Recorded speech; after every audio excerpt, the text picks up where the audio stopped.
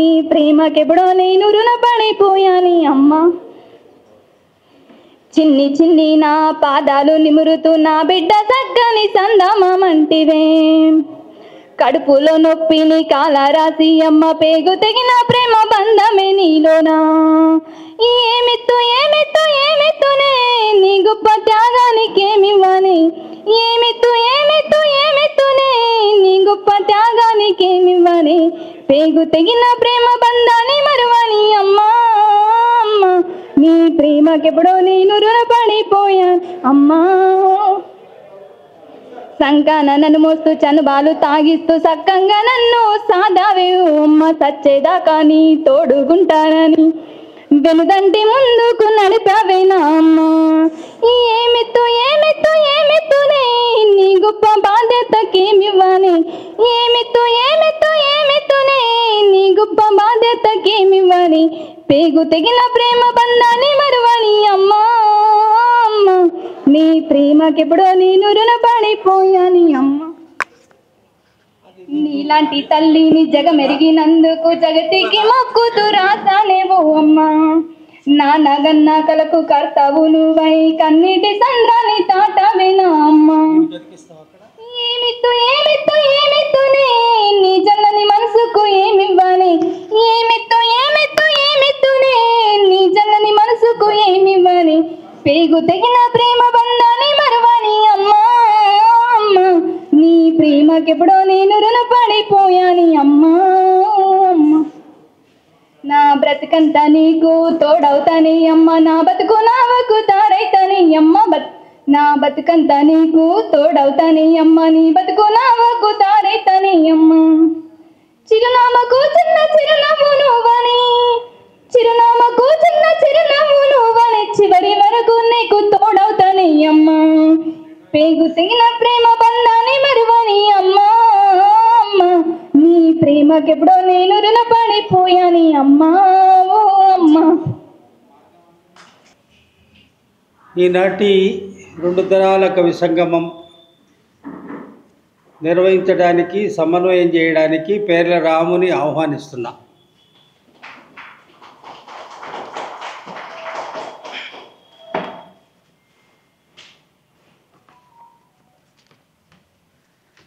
Season 2 series 43 2 తరాల కవి సంగమానికి స్వాగతం. ఇంతకుముందే వర్షం పడిపోయింది, ఇంకా పడే అవకాశం కూడా ఉంది. సో అట్లాగే ఆ కవిత్వ వాతావరణంలోకి కూడా మీ అందరినీ స్వాగతం పలుకుతున్నాను. ముందుగా అందరినీ ఆహ్వానించుకున్న తర్వాత మనం ఈ సభను నడిపించుకుందాం. ముందుగా ఈ 2 తరాల కవి సంగమంలో పాల్గొనడానికి వచ్చినటువంటి కవులు హనీఫ్ గారిని వేదిక మీదకి ఆహ్వానిస్తున్నాను. అట్లాగే ఎదిరపల్లి కాశన్న గారిని వేదిక మీదకి ఆహ్వానిస్తున్నాను. మాలతి పల్ల మేడం గారిని కూడా వేదిక మీదకి ఆహ్వానిస్తున్నాను. మిత్రుడు సలీం కందికొండని కూడా వేదిక మీదకి ఆహ్వానిస్తున్నాను. అలాగే నిజాం కళాశాల విద్యార్థిని జుర్కి లావణ్యని కూడా వేదిక మీదకి ఆహ్వానిస్తున్నాను.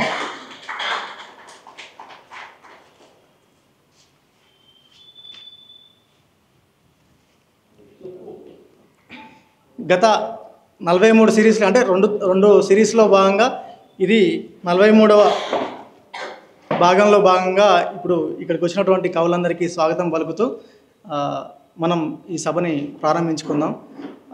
అంటే ఒక 2 తరాల మనుషుల్ని 2 తరాల కవుల్ని ఒక దగ్గర కూర్చోబెట్టి, అంటే కవులలో కూడా చిన్న పెద్ద అనే భేదం లేకుండా అందరినీ ఒక దగ్గర కూర్చోబెట్టి కవిత్వం చదివించడం అనేది ఒక గొప్ప ప్రయోగం నా దృష్టిలో అయితే. ఎందుకంటే మాకన్నా ముందు రాసేటువంటి తరంతో మేము కూర్చొని చదువుకోవడం అనేది నేను చాలా గర్వపడ్డా.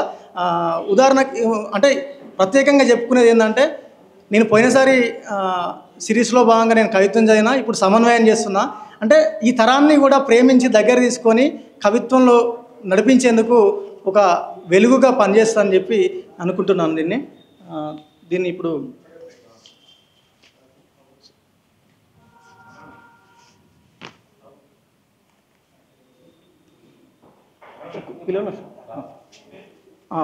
యాకూబ్ సార్ 2 మాటలు మాట్లాడిన తర్వాత ప్రారంభించుకుందాం. మిత్రులారా, మనం కవిత్వం కోసం ఇక్కడ నిలబడ్డాం. 2012 కవి సంగమం ఏర్పాటు చేసుకున్నాక మనందరి అభిప్రాయము లేదా కవి సంగమం యొక్క మోటో ఏమిటంటే, కవిత్వం కావాలి, కవిత్వము మానవ వికాసం కోసం కవిత్వం. మన దగ్గర కవిత్వం రాసేవాళ్ళు ఇబ్బడి ముబ్బడిగా ఉన్నారు. ముఖ్యంగా యువతరం నుంచి కవిత్వం రాస్తున్న వాళ్ళు చాలామంది వస్తున్నారు. వీళ్ళంతా సోషల్ మీడియాలో రాస్తూ తమ కవిత్వానికి సంబంధించిన ఎక్స్ప్రెషన్ని అందరికీ చూపెడుతూ లేదా ప్రకటిస్తూ అందరి వైపు చూస్తున్న కాలంలో కవి సంగమం తెలుగు కవిత్వానికి డోకా లేదు, కవిత్వంలో చాలా మెరికల్ లాంటి వాళ్ళు కవిత్వంలోకి వస్తున్నారు అనేటువంటిది ఈ 13 ఏళ్ల నుంచి చూపెట్టింది. వాళ్ళందరినీ ముందుకు తీసుకొచ్చి రావడంలో మంచి పాత్రని పోషించింది. ఈ నెల 2 తరాల కవి, ఇంతకుముందు 3 తరాల కవి సంగమం అని ఒక 7 ఏళ్ల పాటు మనం ఇట్లానే 3 తరాల్ని కలిపి లామకాల్లో, గోల్డెన్ థ్రెషోల్డ్లో, సారస్వత పరిషత్తులో 2వ శనివారం నాడు ఏర్పాటు చేసింది. ఆ తర్వాత గ్యాప్ తీసుకొని, లేదు మనం ఊర్లలో కూడా వెళదాం, ఊరూరా కవి సంగమం అని ఊరూరా వెళ్ళి అక్కడ కవులతో కూడా కవి సంగమం చేద్దాము అని అటువంటి ప్రయత్నం కూడా చేసింది. 16 చోట్ల ఊరూరా కవి సంగమాలు జరిగాయి. ఆ తర్వాత కాలంలో 3 తరాల కవి సంగమం అనే పేరుని 2 తరాల కవి సంగమంగా మార్చి మళ్ళీ సిరీస్ 39 నుంచి నిజాం కాలేజీలో మొదలుపెట్టాం. తెలుగు శాఖ, నిజాం కాలేజీ తెలుగు శాఖ ఈ కార్యక్రమాన్ని నిజాం కాలేజీలో జరపడానికి ముందుకొచ్చింది. ప్రిన్సిపాల్ గారు ప్రత్యేకంగా శ్రద్ధ చూపెట్టారు. తర్వాత తెలుగు శాఖ హెడ్ ఆఫ్ ది డిపార్ట్మెంట్, తర్వాత తెలుగు శాఖలో పనిచేస్తున్న చందు శివన్న, ఇది ఇక్కడ జరగడం బాగుంటుంది, ముఖ్యంగా విద్యార్థులలో కవిత్వ స్ఫూర్తిని నింపడంలో, ఉత్సాహం నింపడంలో బాగుంటుంది అని వాళ్ళు ముందుకొచ్చిన తర్వాత ఇక్కడ మొదలుపెట్టాం. ఇంతకుముందు 39 నుంచి 42 సిరీస్లు గేట్ నెంబర్ 2లో 6 బయట చేసుకున్నాం. ఇవాళ వర్షం వల్ల ఇవాళ ఈ కారిడార్లో, ఈ దర్బార్లో మనం నిర్వహించుకుంటున్నాం. నిజాం కాలేజ్ అంటే తొట్టతొలి ప్రిన్సిపాల్ గారు అఘోర్నాథ్ చట్టోపాధ్యాయ గుర్తుకొస్తారు. నిజాం కాలంలోనే ఇది ప్రారంభించబడి భారతదేశమే కాదు ప్రపంచంలోనూ చాలా పెద్ద స్థాయిల్లోకి వెళ్ళిన వాళ్ళు ఈ నిజాం కాలేజీ విద్యార్థులు. వాళ్ళందరూ చదువుకున్నటువంటి ఈ కళాశాలలో అనేక రంగాల్లో ముందుండి దేశానికి ఒక మార్గం చూపెట్టినటువంటి విద్యార్థులు నిజాం కాలేజీ వాళ్ళు. అటువంటి కాలేజీలో నిలబడి మనం ఇవాళ కవిత్వ పఠనం, కవిత్వ సంగమం చేస్తున్నాం. ఈ కార్యక్రమంలో ముఖ్యంగా యువకులు ఇవాళ నిజాం కాలేజీకి సంబంధించిన తెలుగు విద్యార్థులు చాలామంది వచ్చారు. బోళ్ళంత సంతోషం వేసింది. టీ తాగుతున్నంతసేపు వాళ్ళ పక్కన నిలబడ్డాను. వాళ్ళతో కరచాలనం చేస్తుంటే ఏదో తెలియని సంతృప్తి. వీళ్ళు కదా రాబోయే కవిత్వ తరం, వీళ్ళు కదా తెలుగు కవిత్వానికి ఒక ఆశను నింపేవాళ్ళు అని అనిపించింది. అటువంటి సందర్భాన్ని నిజాం కాలేజీ, ముఖ్యంగా ఈ హాల్లో ఈ కార్యక్రమం జరుగుతుంటే పెద్దోడిని కొద్దిగా 60 ఏళ్లకు పైగా ఉండగానే సంతోషం వేస్తుంది పిల్లాళ్ళలాగా. ఈ కార్యక్రమం ఇవాళ కొన్ని వర్షం వల్ల కొన్ని అరకొర సదుపాయాలు ఉన్నాయి. పోడియము టైంకి వేరే కార్యక్రమాల్లో ఉండిపోవడం వల్ల అప్పటికప్పుడు తాత్కాలికంగా అయినా మనం కార్యక్రమాన్ని ఇలా రూపొందించుకున్నాం. పేర్ల రాము దీన్ని సమన్వయం చేస్తున్నాడు. ఇక్కడికి చాలామంది సీనియర్ సాహిత్యవేత్తలు వచ్చారు, వాళ్ళందరికీ జయహోలు. ఇప్పుడు కార్యక్రమంలో సీనియర్ కవిగా పాల్గొంటున్నటువంటి హనీఫ్ గారి గురించి పరిచయం చేస్తాడు పేర్లరాము. ఆయన అరగంట సేపు తన కవిత్వానుభవం గురించి మాట్లాడతారు. అలాగే ఈనాటి కార్యక్రమంలో నాగర్ కర్నూలు నుంచి వచ్చిన 3 కవితా సంపుటాలు ప్రచురించిన ఎదిరిపల్లి కాశన్న ఉన్నాడు. ఆయన ఒక 10 నిమిషాలు 15 నిమిషాల మధ్యలో ఆయన మాట్లాడతారు. ఆయన కవిత్వం వినిపిస్తారు. ముఖ్యంగా కవిత్వం వినిపించడము, మనం ఏం చేస్తుంటామంటే కవిత్వము చదివేస్తాం, చదవడం కాదు. కవిత్వము ఆడియన్స్లోకి ఎట్లా వెళుతుంది, వాళ్ళ మూడుని బట్టి మనం కవిత్వం చదవడం అనేది అలవాటు చేసుకోవాలి, ప్రాక్టీస్ చేయాలి. మీరు హిందీ కవిత్వం వినండి, ఉర్దూ కవిత్వం వినండి, మలయాళ కవిత్వం వినండి. కర్ణాటక వాళ్ళు ఆడియన్స్ పల్స్ను చూసుకొని వాళ్ళ నుంచి రెస్పాన్స్ను రాబట్టుకుంటూ కవిత్వం చదువుతారు. అది బాగా పాదుకునేటట్టుగా మనం ఇక్కడ ప్రయత్నం చేయాల్సి ఉంది. ఇవాళ ఉమెన్ పోయిటస్గా మాలతి పల్లా మొట్టమొదటి కవి సమ్మేళనం అన్నారు. మొదటిసారి వేదిక మీద నేను చదువుతున్నాను అన్నారు. ఆవిడకి స్వాగతం. మా అన్న సలీం వచ్చాడు, మన సీతారాం శిష్యుడు. ఆయన ఇవాళ ఈ కవి సంగమంలో పాల్గొంటున్నాడు. జురికి లావణ్య ఇందాక గొంతు ఎంత బాగుంది, పాడుతుంటే భలే పాడింది జురికి లావణ్య. అమ్మ, మనం తెలుగు విద్యార్థివి కదా, తెలుగు పాఠాలు మాత్రమే కాదు, పక్కనున్నటువంటి అనేక సాంస్కృతిక సాహిత్య విషయాలను ఎప్పటికప్పుడు మనం చదువుకుంటూ తెలుగులో మిగతా వాళ్ళు కంటే ప్రత్యేకంగా మనం ఉండేటట్టుగా మనం రూపొందించుకోవాలి. అప్పుడు తెలుగు సాహిత్య రంగంలో కానీ తెలుగు రంగంలో కానీ మనం ఆప్ట్ చేసుకునేటువంటి సబ్జెక్ట్ కన్నా భిన్నంగా మనం కనపడతాం. నా స్కూల్ డేస్ నుంచి ఎంఫిల్ వరకు నేను ప్రత్యేకంగా గుర్తించబడ్డానికి కారణం కవితలు చూడకుండా తిలక్వి, శ్రీశ్రీవి క్లాస్ రూముల్లో మిత్రుల దగ్గర చెప్పేవాడిని. అట్లాగే వాటికి ట్యూన్లు కట్టి బాణీలు కట్టి పాటలు పాడేవాడిని, వాటిని పాటల్లాగా పాడేవాడిని. అట్లా అరే పలానా యాకూబు తెలుగు కదా పలానా అనేటట్టుగా నేను అందరూ గుర్తు పెట్టుకునేటట్టుగా చేసుకునేవాడిని. ఇది భిన్నమైనటువంటి పద్ధతిలో మనకు సంబంధించినటువంటి మెలకువలను లేదా సాహిత్యానికి సంబంధించిన అనేక విషయాల్ని సిలబస్లో ఉన్నవే చదవడం కాదు, లేనివి కూడా చదువుతూ ముందుకి మనం ఎన్నుకున్న రంగాల్లో ముందుండేటట్టుగా చూసుకోవాలి. జుర్కిలావణ్య, కంగ్రాట్స్. ఇక కార్యక్రమాన్ని పేర్ల రాముని నిర్వహించమని కోరుతున్నా. ధన్యవాదాలు సార్. ముస్లిం జీవితాలను తెలుగు సాహిత్యంలో బలంగా చిత్రిస్తున్న కవి రచయిత సయ్యద్ హనీఫ్ గారు మనందరికీ సుపరిచితులు, అందరికీ పరిచయమే. భద్రాద్రి కొత్తగూడెం జిల్లా చంద్రుగొండ మండల్ తిప్పనపల్లి గ్రామంలో సయ్యద్ బిక్కాన్ సాహెబ్ హిమాబీలకు జన్మించాడు. సింగరేణి కాలరీస్ కంపెనీలో 27 సంవత్సరాలు ఈపీ ఆఫీసర్గా పనిచేసి పదవి విరమణ చేశారు. ఈ హనీఫ్ గారు 1995లో తొలి కవితా సంపుటి ఇక ఊరు నిద్రపోదు ప్రచురించారు.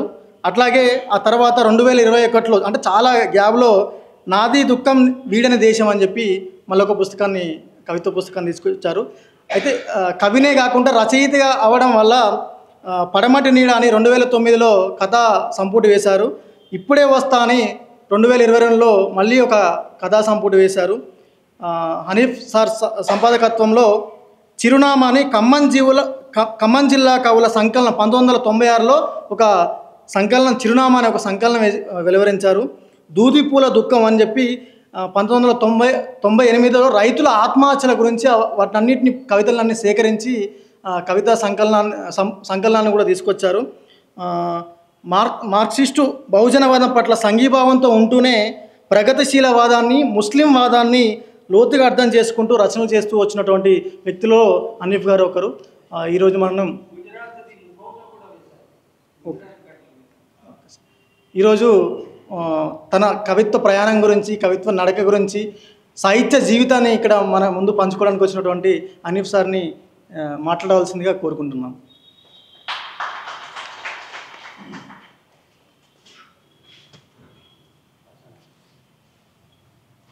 సభకు నమస్కారం.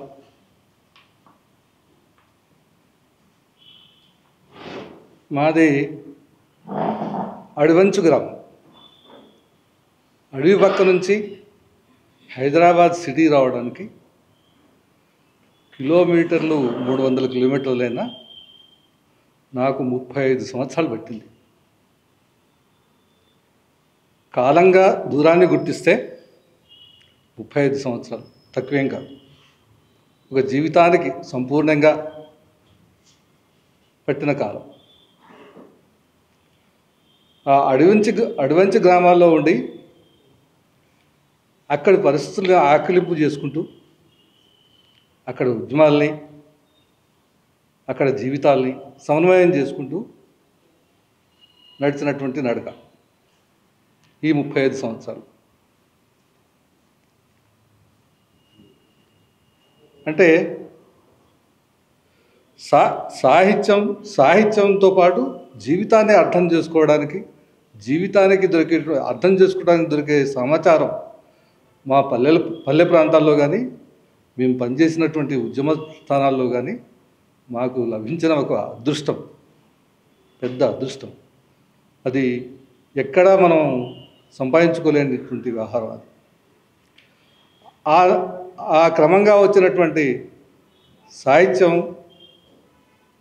నిజంగా కొంత, అంటే ఈ బయటి ప్రాంతానికి ఉండి నా కవిత్వాన్ని కానీ నన్ను కానీ పరిచయం చేసుకోవడానికి ఇంతకాలం పట్టిందే అనే ఆలోచన ఒకటి ఉంది.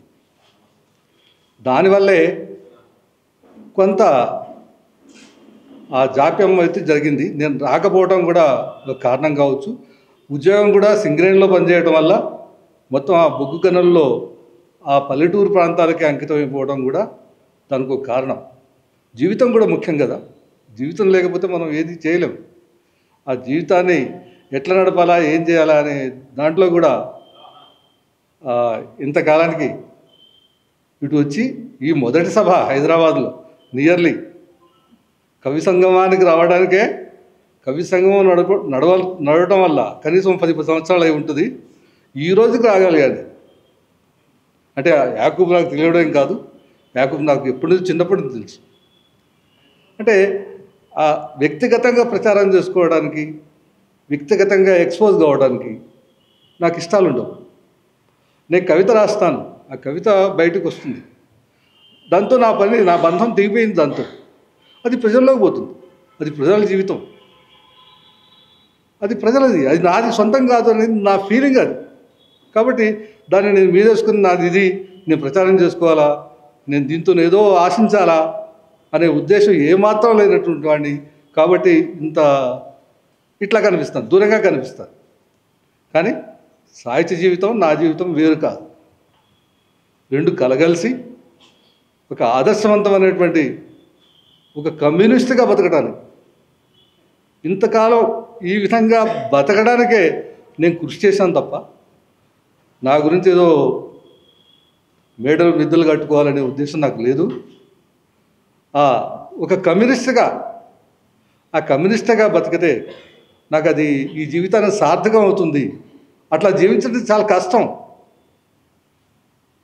కుటుంబపరంగా కానీ, సామాజికంగా కానీ, తోటి వాళ్ళతోనే కానీ ఒక ఆదర్శవంతమైన జీవితం గడపాలనే ఉద్దేశంతోనే ఇట్లా జీవించాను. కవిత్వానికి వస్తే నేను 95లో ఇక ఊరు నిద్రపోదు అని కవితా సమితి తెచ్చాను. బహుశా మీరు ఎవరూ చూసుండకపోవచ్చు. 95 నాటికే ఆ పుస్తకాన్ని నేను నా తోడు తీసుకొచ్చాను. ఇక ఊరు నిద్రపోదు. దీనికి ఈ పుస్తకం ఇట్లా రావడానికి ఆర్టిస్ట్ జావేద్ వేసిన ముఖ చిత్రం ఇది. ఈ పుస్తకం ఇట్లా ప్రింట్ కావడానికి అప్సర్ కూడా చేయూతిచ్చాడు. దీంట్లో అప్సర్ ముందు మాట, సతీష్ చంద్ర గారి ముందు మాటలు 2 మాటలు ఉన్నాయి. అప్పటికి మిగిలిన కవిత్వాన్నే నేను పుస్తకాన్ని తెచ్చుకున్నాను. చాలా ప్రింట్ అయినటువంటి సాహిత్యాన్ని అలా దొరకని దాన్ని కూడా నేను అన్వేషించి కూడా నా అందుబాటులో ఉన్నటువంటి ఒక 30-40 కవితల్ని తీసుకొని నేను ఈ పుస్తకం తీసుకొచ్చాను. ఇక ఊరు నిద్రపోదు. ఇది నా గ్రామ ప్రాంతాల్లో ఉన్నటువంటి జీవితం యొక్క చరిత్ర, అక్కడ జరుగుతున్నటువంటి ఉద్యమాల చరిత్ర, అక్కడ జరుగుతున్నటువంటి అన్యాయాల అక్రమాల చరిత్ర. 95 నాటికే తెలంగాణ ప్రాంతాల్లో ఉన్నటువంటి ఈ పీడన, ఈ అణిచివేత ఏవైతే అన్నీ ఉన్నాయో, ఈ రాజకీయ గుర్తింపు లేకపోవడం తెలంగాణ ప్రాంత ప్రజలకందరికీ, ఆంధ్ర యొక్క పెత్తనం, రాజకీయ పెత్తనంలో మగ్గిపోయినటువంటి పరిస్థితిని ఆనాడే నేను తెలంగాణలో ఉన్నటువంటి గ్రామ ప్రాంతాల గురించి చాలా ముందుగానే మాట్లాడాను. నా తెలంగాణ ఏనుగులు తొక్కిన పంట చేనైపోయిందని అన్నాను. ఆ రోజు ఊరొక ఉరికంబం అన్నాను. సరియు నది గురించి రాశారు. నన్ను చీల్చబోకండి, చెమట చుక్కల్ని చీల్చబోకండి అని. ఇవంతా సాహిత్యం ఏదో మామూలు పత్రికలో రాలే, అన్ని మామూలు సామాన్యమైనటువంటి పత్రికల్లోనే వచ్చింది.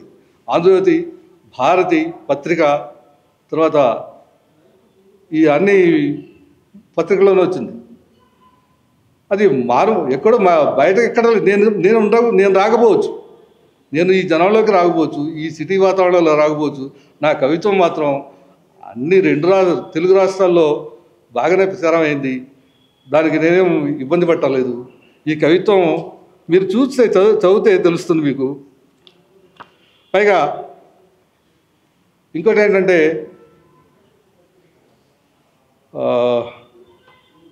95 నాటికే నీ సంగతులు తీసుకోవడం వల్ల దీంట్లో మైనారిటీ కవిత్వం ఉంది, దళితవాద కవిత్వం ఉంది. అయినప్పటికీ ఈ కవిత్వ సంకలనం తర్వాత వచ్చినటువంటి చిక్కనవుతున్న పాటలోకి ఈ నా కవిత్వాన్ని తీసుకుపోవడం ఒక ఆశ్చర్యం అనిపిస్తుంది నాకు. అట్లనే జీహద్లో కూడా నా అప్పటికే ఒక కనీసం 10 కవితలు ఉన్నాయి ముస్లిం జీవితానికి సంబంధించినటువంటి కవితలు. ఆ జీహద్లో కూడా తీసుకుపోవడం నాకు ఎందుకో బాగా బాధ అనిపించింది. కానీ సంతోషకరమైన విషయం ఏంటంటే అప్పటికే వరవరరావు గారు నా కవిత్వం గురించి, ఉత్తర తెలంగాణ పరిస్థితుల గురించి రాస్తూ నా కవిత్వాన్ని కోట్ చేశారు ఆ సంపాదకీయంలో. అది నాకు గొప్ప అసెట్. నేను బాగా సార్ని ఎప్పటి నుంచో, సార్ నాకు ఎప్పుడో ఎన్నో రోజుల నుంచి చిత్రాలు రాసేవాడు. మా మధ్యలో ఉత్తర పత్రికలు కూడా నడిచినాయి వరంగల్లో ఉన్నప్పుడు సార్. అయితే వ్యక్తిగతంగా వచ్చి కలవకపోవడమే నేను చేసినటువంటి ఇదనమాట. అట్లా ఈ పుస్తకంలో ఉన్న కవితలన్నీ కూడా అట్లా పేర్కొనబడ్డవే. ఇంకా దీని తర్వాత గుజరాత్లో జరిగినటువంటి మారణకాండ మీద, ఆ జోనోసైడ్స్ మీద నా ఓన్ ఎంథాలజీ 23 కవితలతో నేను కవిత్వ సంకలనం తీసుకొచ్చాను, ముఖౌట అని. అది కూడా 1000 కాపీల దాకా వేసి నేను అందరికీ రాష్ట్ర వ్యాప్తంగా పంచాను నేను ముఖౌట. దాని తర్వాత నాది దుఃఖం వీడని దేశం, దాంట్లో వివరంగా సార్ వేణుగోపాల్ గారు ముందు మాట రాశారు. నా సాహిత్యం, నా జీవితం సారికి కొంత తెలిసినంత వరకు చాలా స్పష్టంగా నన్ను పరిచయం చేయడానికి చాలా కృషి చేశారు ఆయన. అట్లనే కథలు 2009లో ఉన్నటువంటి, అంటే ఈ కవిత్వం రాష్ట్రాన్ని నాకు అనిపించింది 2000 నుంచి నేను కథలు రాయటం మొదలుపెట్టాను. 2000లో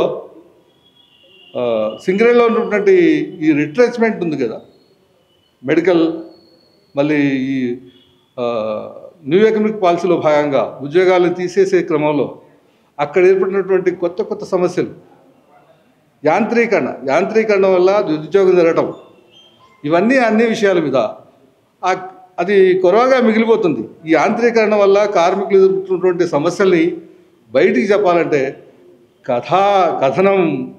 కథా సాహిత్యం బాగా ఉంటుంది, కవిత్వం రాయటం అంటే కష్టం దాంట్లో అనే ఉద్దేశిస్తుంది. నేను కథలు 6-7 కథలు ఆ సింగరేణి జీవితానికి సంబంధించినటువంటి కథలు, అక్కడ కార్మికులు ఎదుర్కొంటున్నటువంటి ఈ రిట్రెచ్మెంట్, వీటన్నిటి మీద ఈ కథలు రాశాను. 9 కథలతోని పడమటి నీడ అనే కథాసంపుటి తీసుకొచ్చాను 2009లో. 2002లో ఇప్పుడే వస్తా అని, నేను మొత్తం మైనారిటీ జీవితానికి సంబంధించిన కథలే, మొత్తం ఇప్పుడే వస్తా అని ఆ బహుజన జీవితాన్ని నా కథల్లో బహుజన జీవితాన్ని రాయడానికి, బహుజన జీవితాన్ని పరిచయం చేయడానికి చేశాను తప్ప వేరేది కాదు. ఇప్పుడు నవంబర్లో ఇంకో కవితా సంకలనం వేయడానికి ప్రయత్నం చేస్తున్నాను. నవంబర్లో వస్తుంది. దాని శీర్షిక నేను అనుకోలేదు. ఇది నా సాహిత్య ప్రయాణం. దీంతో పాటే మొత్తం ఇది ఉంది. మీకు కావాలంటే నేను దీంట్లో 2-3 కవితలు చదివి వినిపిద్దామనే ఉద్దేశం నాకుంది.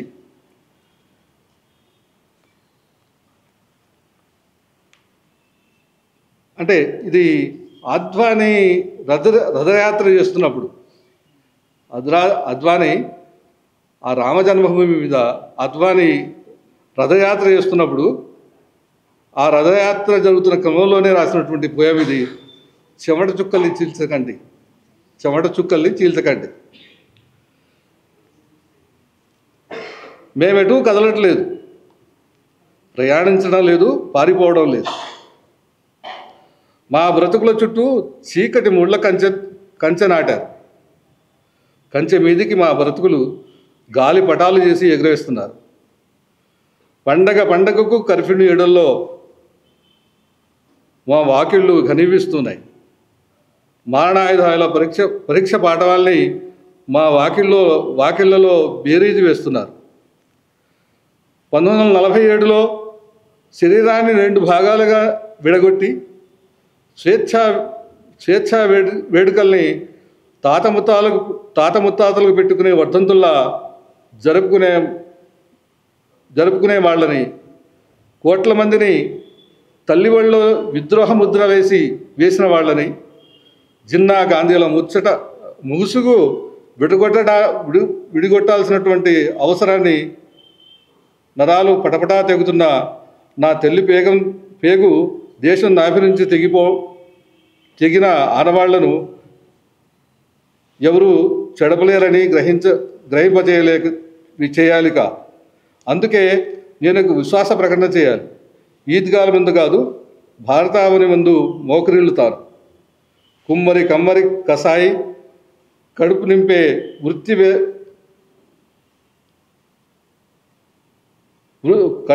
వృత్తి ఏదైతేనే తల్లి కడుపులో పుట్టిన నలుగురిలో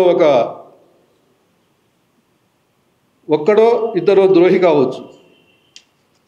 100,000 పేర్లు చెప్పి కోట్ల మందిని కొరత వేయాలని చూస్తున్నారు. ఇక్కడ నాకేమీ నష్టం జరగటం లేదు. ఇక్కడి మట్టి, నీళ్లు, గాలి నాకెంత అవసరమో, కాయకష్టం, స్వేద బిందువులు, కన్నీళ్లు, నా రక్తదానం అంతే అవసరం ఈ నేలకి. నీటి నుండి వేరుపడి బ్రతకడం చేపులు ఊహించుకోలేవు కదా. బ్రతకైనా చావైనా చేదోడు వాదోడుగానే ఉంటాం. 100,000 మినార్లు, వేల తలలు తెగబడినిగాక. నా మృతదేహం, నా కళేవరం, కన్నీటి ఆలింగనం ఈ నేలలోనే. మొన్నటి తుఫానులో గుళ్ళు కొట్టుకుపోయి మెడలోతు నీళ్లలో మానవహారం తల్లి మృత్యువుని జయించడం నాకిప్పటికీ గుర్తుంది. జలియన్వాలా బాగ్లో పోటెత్తిన మా నెత్తురు కలిసే ప్రవహించింది. కొన్నేండ్ల కబ్జాదారుడు భూమి సొంత హక్కుదారుడని చట్టాలు చెప్తున్నప్పుడు 1,000 సంవత్సరాల కాపురస్తుడు ఈ నేలకు పరాయివాడేట్లా అవుతాడు. అట్లా ఈ చెమట చుక్కల్ని చీల్చకండి అని ఆ రోజున అద్వానీ చేస్తున్నటువంటి రథయాత్రకు వ్యతిరేకంగా రాసినటువంటి కవిత. ఇది ఆంధ్రభూమిలో అప్పుడు సాహితీ పేజీలోనే వచ్చింది. ఇంకా ఇట్నే ఈ కవితలన్నీ కూడా ఆ కాలానికి చెందినవే.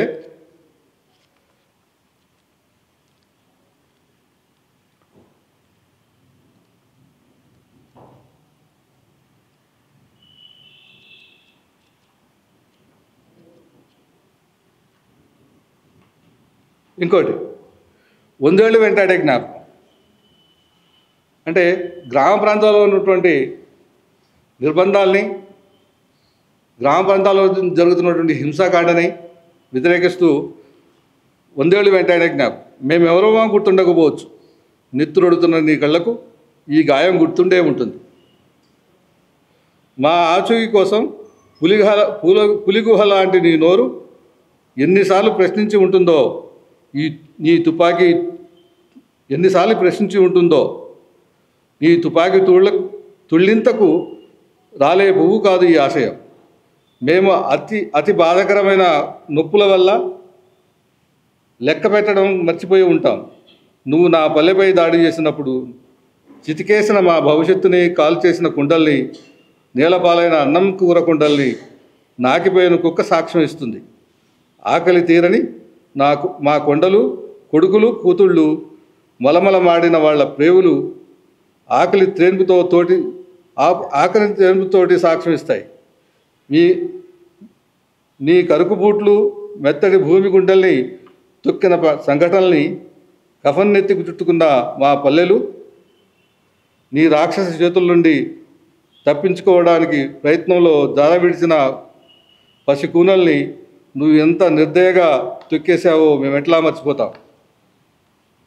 నువ్వు మరుక్షణంలో మర్చిపోతావు, కానీ నీ ముఖం మాకు 100 ఏళ్ల వరకు గుర్తుండిపోతుంది. చలి నీళ్ళలో బరిబాతగా పడుకోబెట్టి మా నుదుళ్లపై చెమట్లు పారించిన నీ చిత్రహింస సొలిసిన మా లాఠీ మర్చిపోయి ఉండొచ్చు.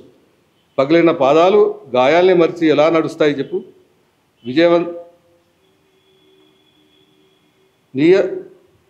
నియంతల చేత శభాష్ అనిపించుకోవాలనే తపన మా ముఖాలపై ఉమ్మినప్పుడల్లా కనిపించింది. మరో మనం మండుతున్న చైతన్య నెగళ్లపై నిఘా.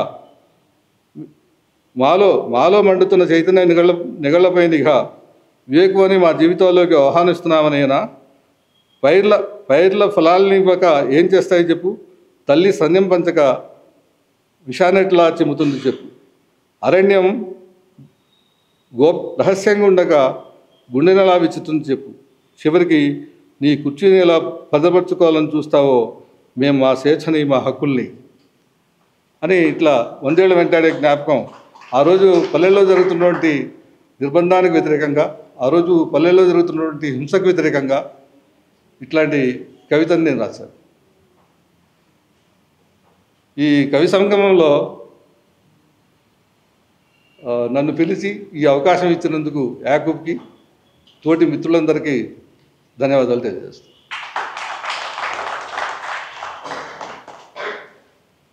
ధన్యవాదాలు సార్. కవి కంటే కవిత్వాన్ని బాగా ఇష్టపడననే మాట మీకు ఎందుకో మిమ్మల్ని బాగా ఇష్టపడినట్టు సార్. ఇన్నేళ్ళ మీ కవితా ప్రయాణంలో మీకంటే మీ కవిత్వమే చాలామందికి దగ్గరైంది. మీ సాహిత్య జీవితం, కవిత్వ నడక మాకు ఆదర్శవంతంగా ఉంది సార్. ధన్యవాదాలు సార్. ఇప్పుడు నీవు సముద్రానివే కానీ గుక్కడు నీళ్లకు నోచుకోలేవు. నేను చిన్న సెలయేరును, నేను చిన్న సెలిమను, ఎన్నో ప్రాణుల దాహం తీరుస్తానని స్పష్టంగా తను ఎటువైపు ఉన్నాడు, ఏం చేస్తాడనేది చెప్పుకున్నటువంటి నాగర్ కర్నూలు జిల్లా పేరు వినగానే మనకు గుర్తొచ్చే కవి, ప్రేమైక జీవి ఎదిరేపల్లి కాశన్న గారు. అస్తిత్వాన్ని మూలచుక్కగా ప్రకటించుకొని కవిత్వాన్ని రాశారు. ఆకలి, అవమానం, అన్యాయంపై తిరగబడే నిషిద్ధుడు అనే కవిత్వాన్ని కూడా తీసుకొచ్చారు. భవిష్యత్తును కలగన్న రేపటి కాలం ఉన్నటువంటి ఈ 3 కవితా పుస్తకాలని ప్రచురించారు. అట్లాగే నెలపొడుపు సాహితీ సంస్థ ద్వారా అనేక సాహిత్య కార్యక్రమాలను నిర్వహిస్తూ నాగర్ కర్నూలు జిల్లాలో నిరంతరం నిర్వహిస్తున్నటువంటి ప్రధాన పాత్రలో కాశన్న గారు కూడా ఒకరు. అట్లాగే ప్రతి సంవత్సరం రచయితలకు తన తల్లి జ్ఞాపకంగా ఎదిరపల్లి మషమ్మ స్మారక పురస్కారాన్ని కూడా అందిస్తున్నారు. అంటే కవిత్వం రాయడమే కాదు, కవిత్వాన్ని రాసే వాళ్ళకు కూడా ముందుకు నడిపించేందుకు ఒక స్ఫూర్తిగా, ఒక జ్ఞాపకంగా అవార్డును, పురస్కారాన్ని అందిస్తున్నారు. ఎదిరపల్లి కాశన్న గారిని మాట్లాడవలసిందిగా కోరుకుంటున్నాం.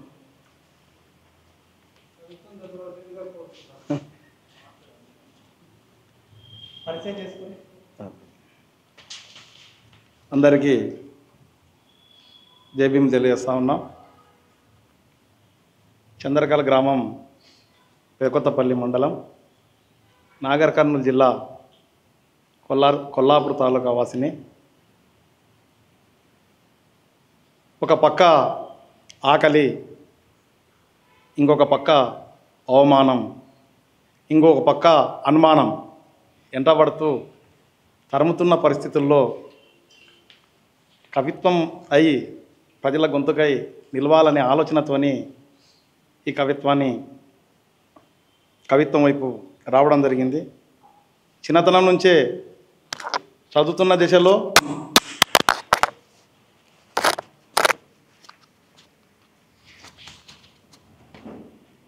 దశలోనే విద్యార్థి ఉద్యమాల్లో చురుగ్గా పనిచేస్తుందనే నెపంతోన అనుమానంతోన ఎంటబడితే ఆ చదువు మధ్యలోనే ఆపేసి ప్రజా ఉద్యమాలలో, అంబేద్కర్ ఉద్యమాలలో, అదేవిధంగా తెలంగాణ ఉద్యమాలలో పనిచేస్తూ చివరకు నిలబడుపు సాహితీ సంస్థలో ఉనపట్ల సుబ్బన్న, దినకరన్న, మోహనన్న, ప్రభాకర్ వీళ్ళ ఆధ్వర్యంలో ఈ యొక్క కవిత్వాన్ని రాస్తూ, అదేవిధంగా ఇప్పుడు చెప్పినట్టుగా మా అమ్మ పేరు మీద ఈ ప్రజల కోసం మాట్లాడి పనిచేసే రచయితలకు, కవులకు ప్రతి ఒక్క సంవత్సరం ఒక అవార్డు ఇస్తూ, అదేవిధంగా మొదటగా యాకూబన్న గారికి, రెండో అవార్డు వినోదిని మేడం గారికి, మూడవది లక్ష్మీనరసింహ సార్ గారికి ఇట్లా ఇవ్వడం జరిగింది. ఈ విధంగా 2018లో ఉనపట్ల సుబ్బన్న నన్ను ఈ కవిత్వం వైపు తీసుకుపోవడం జరిగింది. అదేవిధంగా 2018లో మూలచుక్క, 2022లో తిరగబడ్డే నిషిద్ధునిగా, 2025లో రేపటి కాలం అనే పుస్తకాన్ని తీసుకురావడం జరిగింది. ఇప్పుడు కవి సంఘం ద్వారా మీకు పరిచయం అయి 2-3 కవితలు వినిపిస్తానని తెలియజేస్తూ, మళ్ళీ మళ్ళీ మరణిస్తుంది, ప్రతిరోజు అడవి నెత్తురుతో తలస్నానం చేస్తుంది, ప్రతిరోజు అడవి నెత్తురుతో తలస్నానం చేస్తుంది, 1000 ఏండ్ల నుంచి ఇంకా భూమికి దాహం తీరలేదు, నెత్తురు కక్కుతూ విజయం కన్ను మూసింది, అమరత్వంతో సూర్యుడు పోటీ పడుతుండు, సూర్యుని మరణం కొత్తదేమి కాదు, శిల ఏళ్లపై యుద్ధం ప్రసరిస్తుంది, కత్తుల కవాతులకు కాలం స్వాగతం పలుకుతుంది, పెను చలిలో నిర్బంధాలు వణుకుతున్నాయి, నేటి చరిత్ర యుద్ధాన్ని వణికిస్తున్నాయి, నేటి చరిత్ర యుద్ధాన్ని కౌగలించుకుంది, శబ్దం బరువై నిశ్శబ్దంలోకి వెళ్ళిపోయింది, శబ్దం బరువై నిశ్శబ్దంలోనికి వెళ్ళిపోయింది, విత్తనాన్ని మట్టిలో కప్పిపెట్టినా తుపాకులై మొలకెత్తుతున్నాయి, నిజమో అబద్ధమో తెలియదు, నిజమో అబద్ధమో తెలియదు, జననం సగం మరణం సగం, చిందిన నెత్తుడి చుక్క నమ్మక తప్పని నిజం, ఈ నేల కార్చిన కన్నీళ్లలో కత్తులు పురుడుపోసుకున్నాయి, ఈ నేల కార్చిన కన్నీళ్లలో కత్తులు పురుడుపోసుకున్నాయి, కత్తి అంచును ముద్దాడిన పాట వెన్నెల దానాన్ని దేశమంతటా పంచడానికి మళ్ళీ మళ్ళీ మరణిస్తుంది, మళ్ళీ మళ్ళీ మరణిస్తుంది. ఈ విధంగా ఇంకో విషయం ఏంటంటే, నిరంతర చైతన్యం తప్పెడ ఒక సూర్యుడు, దీని చుట్టూ నాగరికత అల్లుకుంది, సృష్టికథ సూత్రము చెప్పు, లందలో పుట్టిన తప్పెట నింగికి ఎగిసింది, నిప్పుల దరువుకు తూర్పు గట్టు ఎరిపెక్కింది, పడమటి గట్టు చీకటిలో జారుకుంది, రాత్రిపూట చిలకొయ్యలకు నిద్రపోతుంది, రాలిపోతున్న నక్షత్రాలను చూసి కలత చెందిన రాత్రి, పాదాలు గుణపాలతో పోటీ పడుతున్నాయి, తప్పెడ మూతకు భూగోళం ఉలికిపడుతుంది, తప్పిపోయిన గొర్రెపిల్లకు కాలిబాట తోడయ్యింది,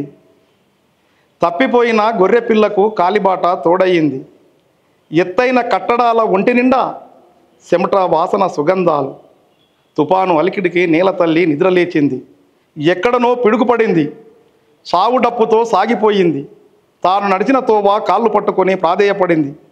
రాత్రి తవ్విన వెన్నెలతో ఆకాశం వెలిగిపోతుంది. నిరంతరం చైతన్యం తప్పెడా, నిరంతరం చైతన్యం తప్పెడా. చైతన్యానికి మూలము లందా, చైతన్యానికి మూలము లందా. జర వేచి చూడు, దేశం నిండా రామశోకం, దేశం నిండా రామశోకం. అందిన దాన్నల్లా మింగేసి విస్తరించే కమలబిలం. నా అస్తిత్వాన్ని, గతాన్ని, స్మృతులను, చరిత్రను రాక్షస కూరలు సాసి చూడిపేస్తుంది. నా ఆలోచనలను నమిలివేస్తుంది. గిరులపైన కవాతు చేస్తుంది. చెట్లు తలలు నరికి మొండాలను లెక్కిస్తుంది. అడిగే ప్రశ్నలకు మరణాలతో సమాధానం చెప్పుతుంది. వెలుగును మింగేయాలని కలగంటుంది. దేశమంతా విద్వేషమే దేవుని పేరుతో వెలిగిపోతుంది. దేశమంతా విద్వేషమే దేవుని పేరుతో వెలిగిపోతుంది. పగతో రగిలిపోతుంది, పగతో రగిలిపోతుంది. రాజ్యాంగ ముసుగులో మనధర్మం, ప్రమాదంలో ప్రజాస్వామ్యం. రాసే పెన్నులకు సంఖ్యలు, మాట్లాడే గొంతులకు ఉరితాడు, మాట్లాడే గొంతులకు ఉరితాడు. బూటకమంత జమిలి రాష్ట్రాలపైనే ఆ గురి. నమ్మకాల విశ్వాసాల మీద మూఢనమ్మకాల పాలన. విష ప్రచార అస్త్రం. అధికారమే అంతిమం. దేశంలో ఏమీ మిగిలేటట్టు లేదు. అంతటా శూన్యం. తూర్పున సూర్యుడు ఉదయిస్తుండు. అది మన భవిష్యత్తు కోసమే. జరా వేచి చూడు, జరా వేచి చూడు. నిలిచిపోతావు వసంతకాలంతో, కూకు రాగాలతో వాసంతం. ప్రపంచానికి పవిత్రత శుభాలను మోసుకొచ్చింది. రాలిపడిన పువ్వుల గాయాలు రహస్యాలను శోధిస్తుంది. దుర్గంధంతో జలించే కీకారణ్యాన్ని జయిస్తుంది. ఆకలి అవమానం నడువ చితిమంటలతో వారధిగా జీవితాన్ని వెలిగించుకొని మనిషి కాళ్లకు నడక నేర్పుతుంది. అనురాగం ఇంకిపోయిన ఈ ఇసుక తుఫానుల్లో రాగాల పల్లకి ఎక్కి పాటల నక్షత్రాలను పారబోస్తుంది. నెత్తురంతా వెలిసిపోయిన మట్టి పెదాల మీద చావు కూతలతోనే తూర్పున తెల్లారుతున్న కాలానికి గోరంతా విత్తనమై, కొండంతా అండై, 100 కోట్ల కన్నీళ్ల బొట్లు తుడవడానికి వచ్చింది. ఆ ఆకాశ తరంగాలతో అభివందనం చేస్తుంది. కన్నీట తడిసిన అక్షరాలు నా కలం గుండెల్లో కవితావాసంతంగా నిలిచిపోతాయి. ఆగిపోయిన మార్గం. ఆ నోట పలుకులు బహుముఖాలు. కనిపించని కళ్ళకు నమ్మకాల గులికలు. ఏముందో ఆ మనసుల్లో, ఏముందో ఆ అంతరాలల్లో. అలలెత్తే మాటలు, ఆగిపోయిన గొంతులు. ఎత్తిన సిరసుల్లో గంగిరెడ్డులాతలు. కంఠాలలో మంటలు, కమ్మని చల్లదనాలు. ప్రశ్నలు మొలికెత్తిన పాదుల్లో ఆగిన ఆలోచన బీజాలు. చీకటి వెలుగులు, మరుగుపడిన మనసులు. సిసలైన పాత్రలు, అసలైన పరమాత్మలు. నిజాల అరలు, అఖండ పొరలు. కలము కుట్రలు, మూలతత్వ ముసుగులు. బూటకు ఆదర్శాలు, అబద్ధనాల నిచ్చెనలు. గాలి మాటలు, నీటి మీద రాతలు. చావు పుటకలు, నిత్య సత్యాలు. స్వప్నాల రంగులు, నీళ్ల బుడగలు. ఆశల దీపాలు, నిరాశల క్రీనీడలు. ఆవరించే కాలం, ఆగిపోయిన మార్గం. గుహల్లో వెళుతున్నారు. గుప్పిళ్ళ కొద్దీ తుపాకీ గుళ్లను వెదజల్లుతూ పిచ్చుక గూళ్లను చుట్టుముట్టి గుండెలపై గుణపాలు దించుతున్నారు. ప్రశ్నించే శవాలిన్ని, ఎదిరించి నిలిచిన తలలిన్ని. పురుడు పోసుకున్న దీపం అఖండ జ్యోతిగా ఉద్భవించి ఆకాశానికి వెలుగునిస్తుంది. కోడెతాజుల బుసలకు ఉలికిపడుతున్న అడివమ్మ. తెర వెనుక బొమ్మల దరువులు వేస్తుంటే మనుషులు తెర మీద వెలుగు నీడలుగా ఆడుతున్నారు. కంటి చూపుకు అందుకోలేని ఇంటిలోని పొరలు. అహంకారంతో ముక్కులు నూరుతున్న రాబందుల కవాతులు. త్యాగాలు చెక్కిన స్వప్న శిల్పాలు కారు చీకట్లో ముక్కలవుతున్నాయి. స్వర సంపుటలకు మౌనరథాలు గోశాలలో మునిగిపోతున్నాయి. గమ్యాన్ని చేరుతున్న మైలురాళ్ళు పాఠాలకు ప్రశ్నార్థకాలవుతున్నాయి. శిఖరాల సిరిసలపైన ఇనుప బుట్ల దీవెనలు. పిచ్చుక గొంతులల్లా వినపిస్తున్న పులికేకలు. తెల్లటి మట్టి మొగ్గై పిచ్చి పూలు విషం చిమ్ముతున్నాయి. 100 కోడి పిల్లలు తిన్న పిల్లి అహింసావాదాన్ని ఎత్తుకున్నది. పగటి కళ్ళకు గంతలు గట్టి హలో చమక్కుల ఇంద్రజాలాలు. పొగ మంచుల తెరల వెనుక జలిబిలి ముచ్చట్లు. గాయపడ చేతిల్లో రాయి శిల్పం అవుతుంటే కన్నీళ్ళు కాళ్ళు కడుగుతున్నాయి. ఆశలు విరిగేటప్పుడల్లా వ్యక్తిత్వం కుమ్మలను నరికివేస్తుంది. ఇంతటి జ్ఞానాన్ని గాలి కొదిలేసి మూఢనమ్మకాల గుహల్లో వెళ్తున్నారు. కొన్ని నక్షత్రాలు జన్మిస్తాయి. ముగిసిన అధ్యాయం చూసి కటిక చీకటి రాత్రి కలవరపడుతుంది. దేదీపమానంగా వెలుగుతున్న లక్షల నక్షత్రాల సరసన చేరిపోయింది. అడవులు కొండలు ఆదివాసులకే దక్కాలన్న కన్న కలలు నేడు చెదిరిపోయినాయి. ఆకలి ఆశయమో కానీ మనం కలిసి కనలేని కల నా మదిని సలుపుతుంది. అందరి కోసం ఒక ఆలోచన పంచుకోవాలన్న శ్వాసితమైన కోరికే దూరమయ్యింది. వేల మైళ్ళ దూరం ఊవల కిరణాలు నల్లని మేఘాల వెనుక దాక్కొని ఉన్నాయి. చరిత్ర మహనీయమైనది, కాలం మహనీయమైనది. మరణం బతకడం గురించి ఆలోచించడం లేదు. అందమైన నేల మీద వేటను కొనసాగించడం మృత్యు వ్యాపారమే. భూమి మీద ప్రతి ప్రాణి మరణాన్ని ఆహ్వానిస్తుంది. పాత నక్షత్రాలు మరణిస్తాయి, కొత్త నక్షత్రాలు జన్మిస్తాయి. ప్రాణం గడ్డిపోసైనప్పుడు గడ్డపారల ఆలోచనల దండుగా సూర్యుడు మరణిస్తే భూమి చీకట్లోకి మౌనత్వన త్యాగం సౌందర్య మరణం. ఇప్పుడు కవి సంగమానికి ధన్యవాదాలు తెలియజేస్తూ ఈ అవకాశం ఇచ్చిన యాకూబన్న గారికి మరోసారి ధన్యవాదాలు తెలియజేస్తూ ముగించుకుంటాం. ధన్యవాదాలు సార్. మీ కవిత్వం ద్వారా వాస్తవ కాలాన్ని దృశ్యాలుగా చూసినట్టు అనిపించింది. Thank you sir. ఇప్పుడు మరొకరు, నేను ప్రేమిస్తూనే ఉంటాను, నా బాల్యమా నువ్వు నాకు మళ్ళీ కావాలి. నేను నిన్ను ప్రేమిస్తూనే ఉంటాను, నా బాల్యమా నువ్వు నాకు మళ్ళీ కావాలని బాల్యపు జ్ఞాపకాలని నెమరేసుకుంటూ ఉన్నటువంటి కవయిత్రి. అమృతం కురవని రాత్రి ఒకటి ఉంటుందని గుర్తు చేస్తున్నటువంటి రచయిత్రి. అనేక విషయాల మీద అంటే నిరంతరంగా చలనంలో ఉంటూ అనేక విషయాల మీద వ్యాసాలు రాస్తూ ఉన్నటువంటి వ్యక్తి మాలతి పల్లె గారు. మాలతి పల్లె గారు మహబూబ్నగర్ జిల్లాలోని కొల్లాపూర్ కేతపల్లిలో జన్మించారు. సమాజంలోని చాలా సున్నితమైనటువంటి విషయాల్ని తన కవిత్వంలోకి తీసుకొస్తూ నిరంతరంగా మనకు ఫేస్బుక్లో అయినా కానీ ఎక్కడైనా ఆన్లైన్లో కానీ నిరంతరంగా చలనంలో కనిపిస్తూ చాలా యాక్టివ్గా ఉన్నటువంటి మనిషి. మేడానికి చాలా డ్యాన్స్ అంటే కూడా చాలా ఇష్టం. అది మనం కాబట్టి ఇప్పుడు మేడాన్ని ఫేస్బుక్లో కూడా చూడొచ్చు. కొంత పరిచయం చేసుకొని కవితలు చదవాల్సిందిగా కోరుకుంటున్నాం.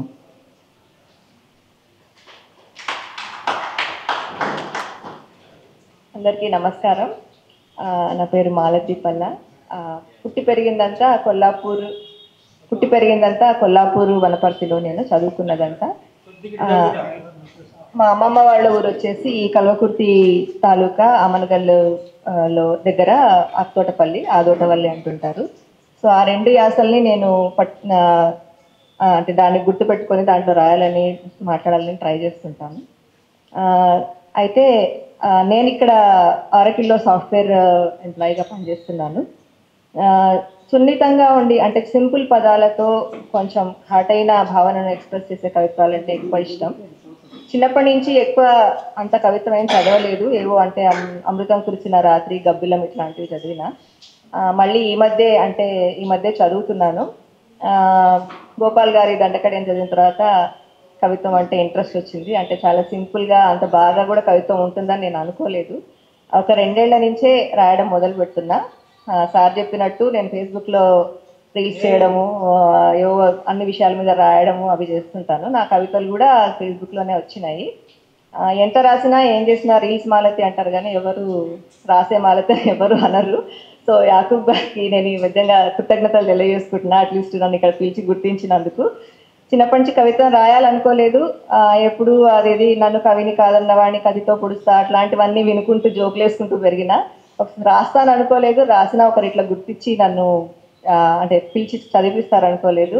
కవిత్వం వదిలిపెట్టకుండా రాయాలని పిలుపు. ఏమో సార్, నా ఇంట్రెస్ట్లు ఎప్పుడు మారుతుంటాయి. సో చిన్నప్పటి నుంచి స్టేజ్ ఎక్కుతూనే ఉన్నా. అంటే ఎప్పుడు డ్రామాలు, డాన్సులు, ఎలక్ట్యూషన్లు, క్విజ్లు, ఇప్పుడు యాంకరింగ్లు అవన్నీ చేస్తుంటా కానీ ఎప్పుడు ఇట్లా కవిత్వం కోసం ఎక్కలేదు. ముఖ్యంగా అట్లా కూర్చోలేదు. అంటే నాకు అట్లా కూర్చోవడం చాలాసేపు చాలా ఇబ్బందిగా ఉంది. సో 3వ దినాలు వచ్చినందుకు చాలా థ్యాంక్స్. కొన్ని చదువుతాను కవితలు నేను రాసినవి. ఎక్కువ కొన్ని సాంఘిక విషయాల మీద అట్లా రాస్తుంటాను.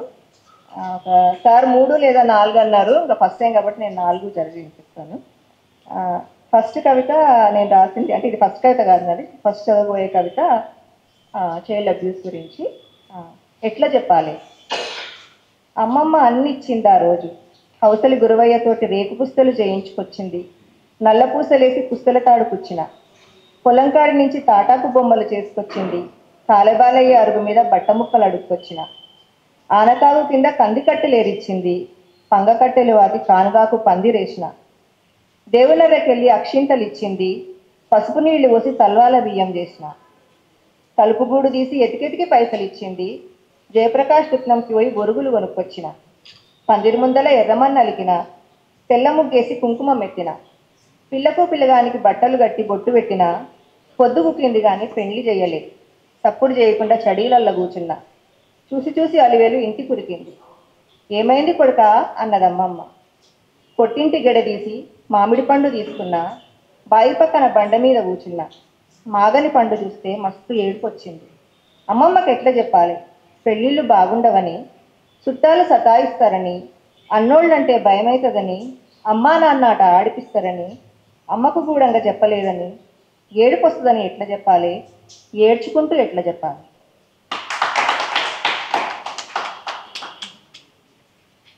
ఇది ఆడవాళ్ళ గురించి రాసిన, అంటే అన్ని విషయాల గురించి చాలా రాస్తుంటా. ఇది ఆడవాళ్ళ గురించి నాకు నచ్చింది.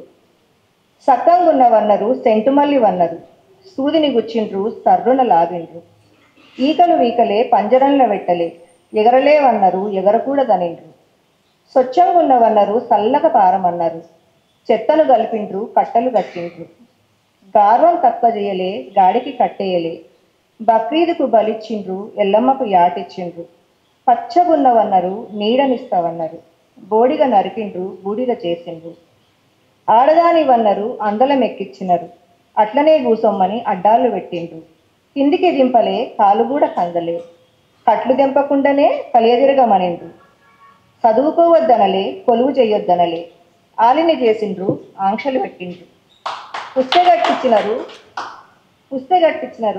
పురుడు వసి పంపిండ్రు, తాళిని అమ్మింటూ తాగొచ్చి తన్నిండ్రు, ఏడు వద్దనలే, ఎల్లిపొమ్మనలే, అలంకారం వద్దనిండ్రు, అడ్డం రాకనిండ్రు.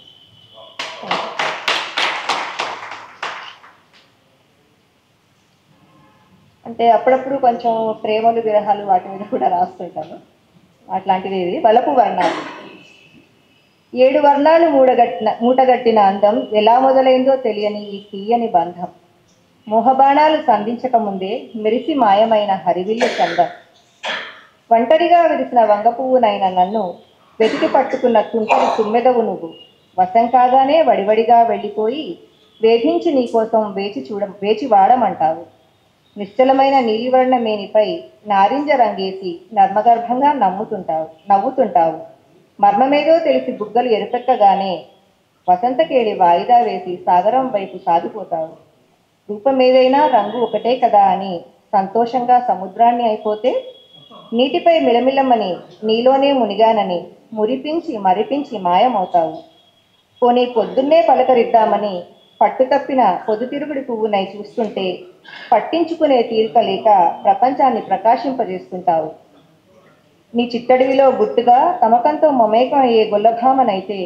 బాహువుల్లో కూడా అందుకోలేవని గడసరిగా గడికట్టి గడప దాటేస్తావు, మతిపోయి వలపు మధువు రుచి చూస్తుంటే మనసు పెట్టక మధ్యలో మారాం చేస్తావు, నీవే వర్ణాన్ని వరిస్తావో స్ఫురించక అన్ని రంగుల అద్దకంలో వివర్ణనవుతాను, అది నీకు న్యాయమా? ఇంతే నాకు ప్రాప్తమా?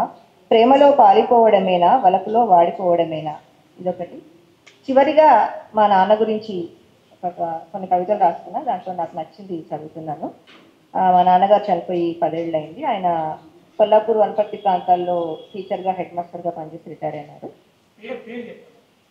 పి సత్యనారాయణ గారు, పల్లా సత్యనారాయణ గారు.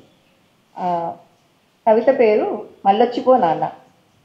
నీవు కొత్త బట్టలు పట్టించుకుంటుంటే నేనెప్పుడూ పట్టించుకోలే, ఇప్పుడు ఆ బట్టలనే పట్టుకొని మా నాన్నవని మురిసిపోతున్నా, నీవందరికీ చెప్తావని నాకెంతొస్తుందో చెప్పకుంటి, ఇప్పుడు నా జీతం ఎవరికి చెప్తే సంబరపడతారా అని ఎతుకులాడుకుంటున్నా, నీతో నవ్వద్బహాడు చూసి కామత్లో కాఫీ తాగుదామనుకున్నా, ఇప్పుడు తోడు లేకపోలేని నవ్వతొచ్చిందని తణుకులాడుకుంటున్నా, నీవు పొద్దున్నే సప్పుడు చేసి నిద్ర జడగొట్టవని పోరు పెడుతుంటి, ఇప్పుడు పొద్దుమూకులు ఇల్లు నిద్రపోతుంటే పొట్టయిపోతున్నా, నీకు చుట్టుముట్టు చుట్టాలుంటే చాలని ఎక్కిరించి నవ్వుతుంటే, ఇప్పుడు నీ స్వచ్ఛమైన ప్రేమను ఎవరెవరో తలుస్తుంటే ఏడవలేక నవ్వుతున్నా. నీ ఊరికనే మాత్రలు వేసుకుంటావని ఇసుక్కొని మస్తు మాటలు అంటుంటే, మందులేవి ఏనియకుండా మట్టసంగా వెళ్ళిపోయినవని నెత్తి కొట్టుకొని ఏడుస్తున్నా. ఎందుకో అన్నీ ఇవే యాదికి వస్తున్నాయి. మళ్ళొక్కసారి వచ్చిపోనాను, కొట్లాడకుండా మాట్లాడుకుంటా, మంచి యాదుల్ని ఉంటుంది. సరే, నాకు ఈ అవకాశం ఇచ్చిన యాకూబ్ గారికి ధన్యవాదాలు మేడం. మనకు ఒకప్పుడు శ్రీశ్రీ కవిత్వం అంటేనే శ్రీశ్రీ గుర్తొచ్చేటువంటి తరం ఉన్నది. ఆ తరంలో శ్రీశ్రీని బాగా చదువుకున్నటువంటి సందర్భాలు ఉన్నాయి. ఇప్పటికీ మా తరం కూడా ఇంకా శ్రీశ్రీని కొంత ఇష్టంగా చదువుకుంటుంది. సో అట్లా కవిత ఓ కవిత అనే కవితని మనం చాలాసార్లు వినుంటాం. కానీ ఈ సందర్భంగా ఎన్ వేణుగోపాల్ సార్ గొంతుతోటి ఆ కవిత వింటే బాగుంటుందని అనుకుంటున్నాం. సార్ వచ్చి కవిత ఓ కవిత చూడకుండా మన ముందు చదివి వినిపిస్తారు.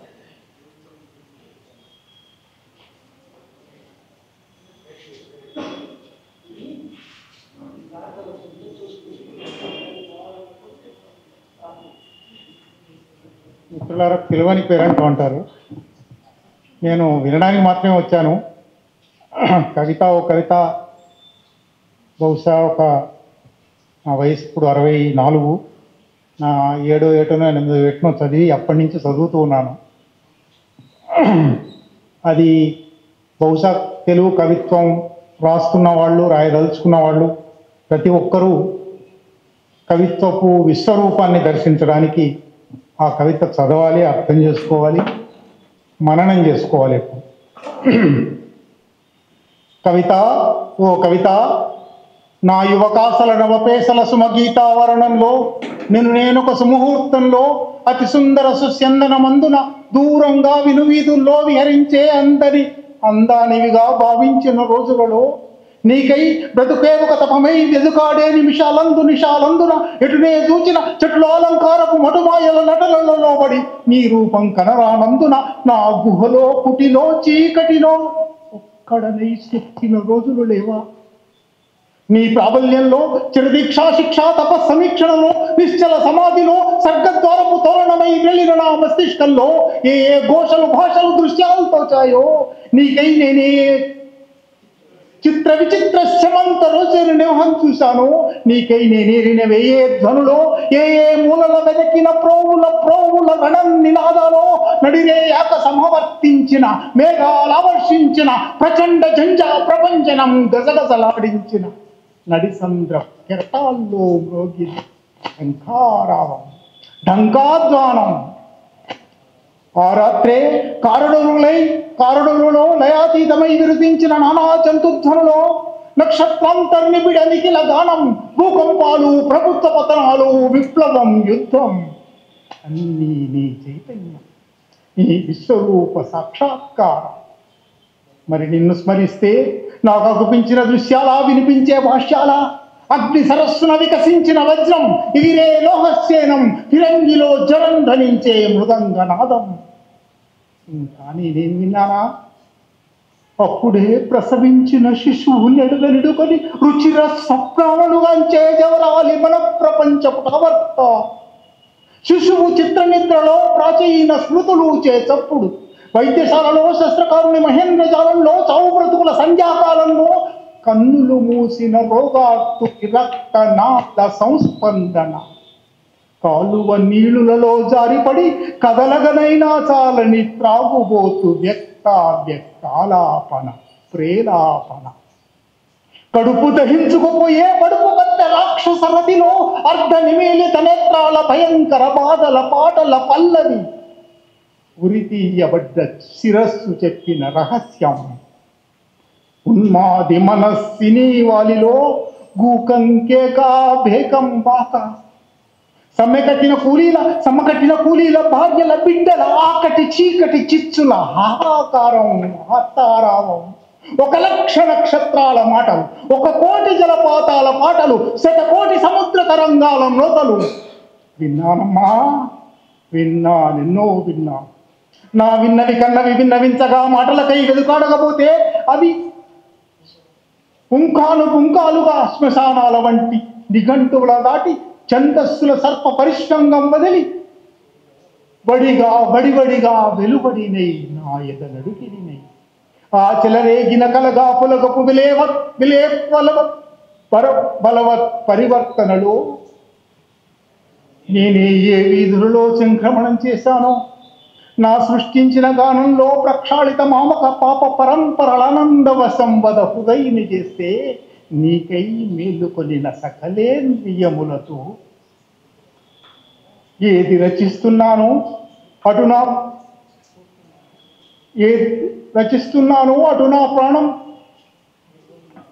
అటు నా ప్రాణం నిర్వాణం పొందగా నా నాడుల తీగలపై సాగిన నద బ్రహ్మపు పరిచుంబనలో ప్రాణావసాన వేళాజనితం నానాగానానూన స్వానావళితం బ్రతుకును ప్రచండ భేరుండ గరు పరిరంభంలో పట్టిన గానం సుఖ దుఃఖాదిక దంతాతీతం అమోఘమగాధమచించమమేయం ఏకాంతం ఏకైకం క్షణికమై శాశ్వతమైన దివ్యానుభవం బ్రహ్మానుభవం కలిగించిన నన్ను కరిగించిన కవనఘృణి రమణి కవిత ఓ కవిత.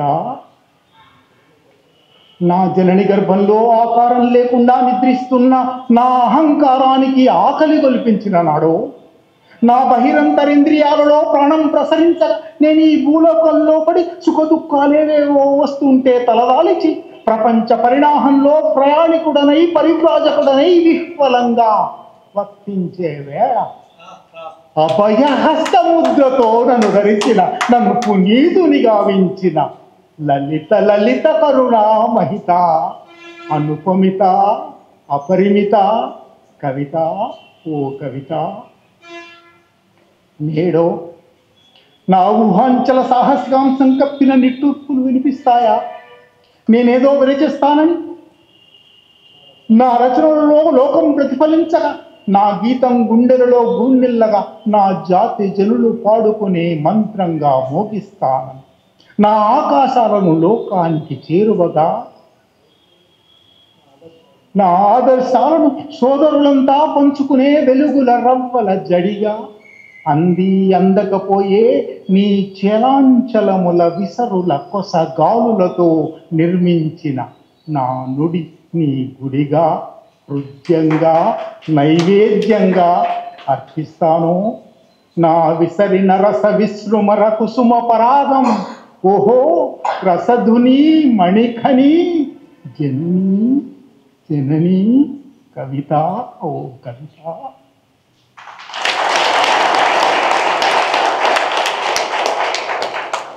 Thank you sir, thank you so much.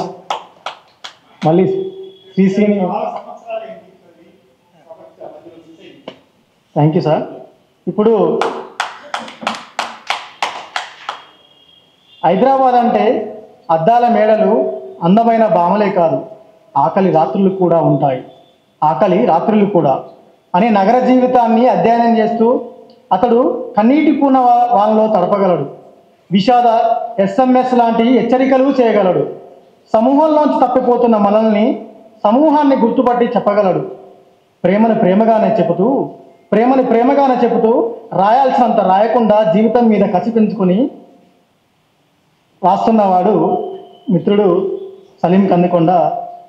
Osmania యూనివర్సిటీలో PG చేశాడు, MA తెలుగు, ప్రస్తుతం BEd చేస్తున్నాడు. తనని కొంత పరిచయం చేసుకొని కవిత్వం చదవాల్సిందిగా కోరుకుంటున్నాం.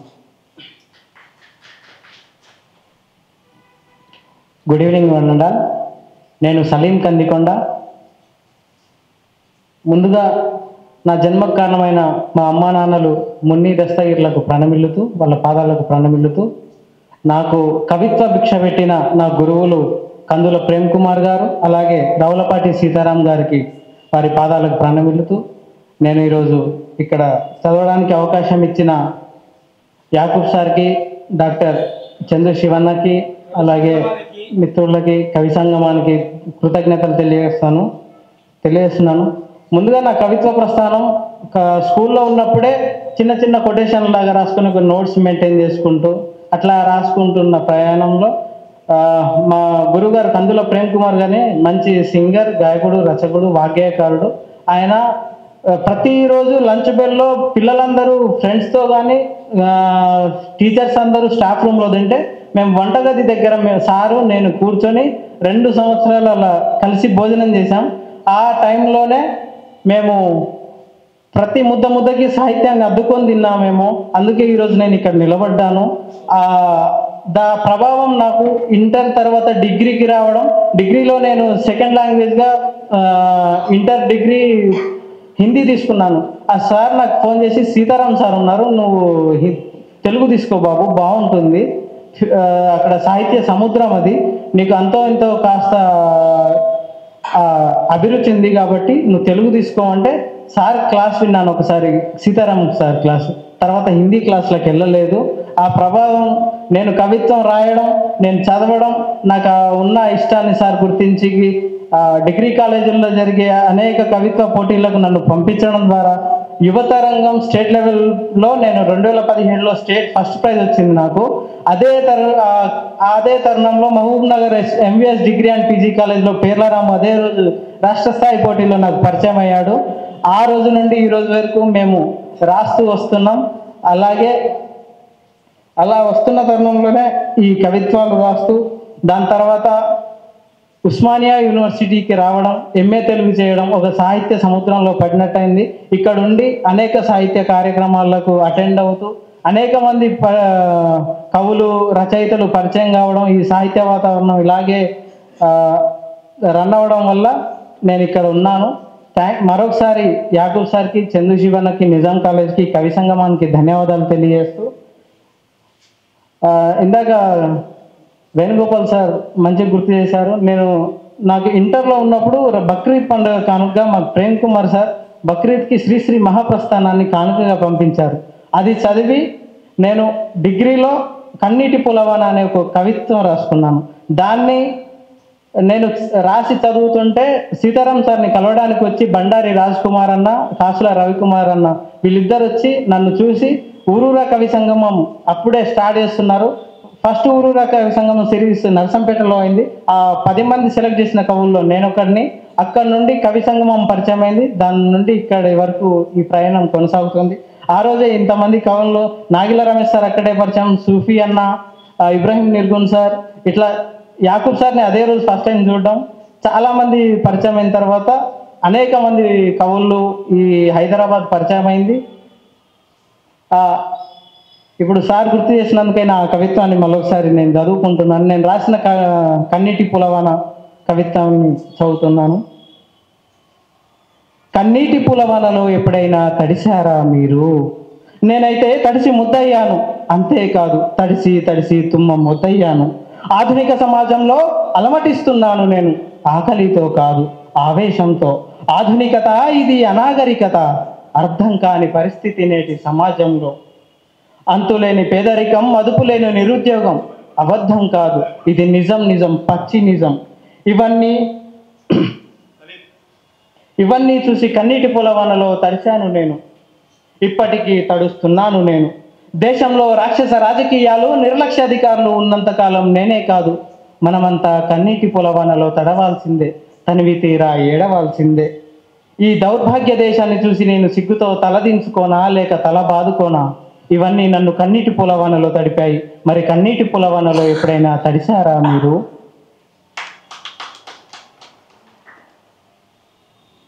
ఇంకో పోయం, ఇంతకీ ఏమైంది నాకు నేనే కోవిడ్ కంటే ముందు లేకపోతే కోవిడ్లోనో నాకు నేనే రాసుకున్నా, నన్ను నేను పరిశీలించుకొని రాసుకున్న పోయం ఇది.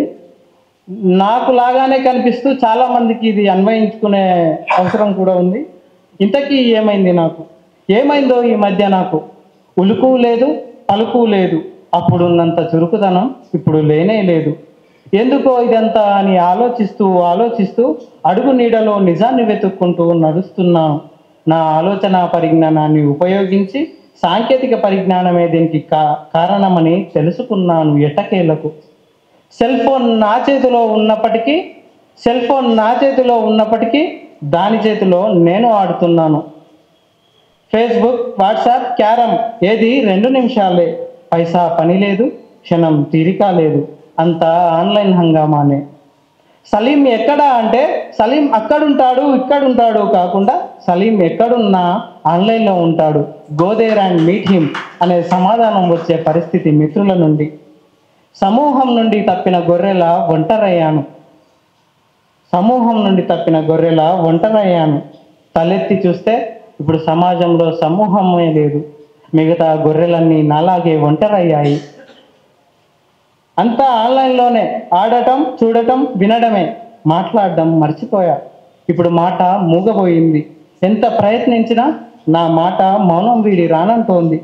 నాకిప్పుడు పాత నేను కావాలి, మాటలతో ముంచెత్తుకోవాలి, కాబట్టి నన్ను నేను వెతుక్కోవాలి. దానికంటే ముందు ఇప్పుడు నన్ను నేనే విత్తుకోవాలి. ఇదే తరుణంలో కొంచెం కవిత్వం గ్యాప్ వచ్చిన తర్వాత కవిత్వానికి దూరం కాకుండా ప్రేమ కవిత్వాలు రాస్తున్నాను ఈ మధ్య.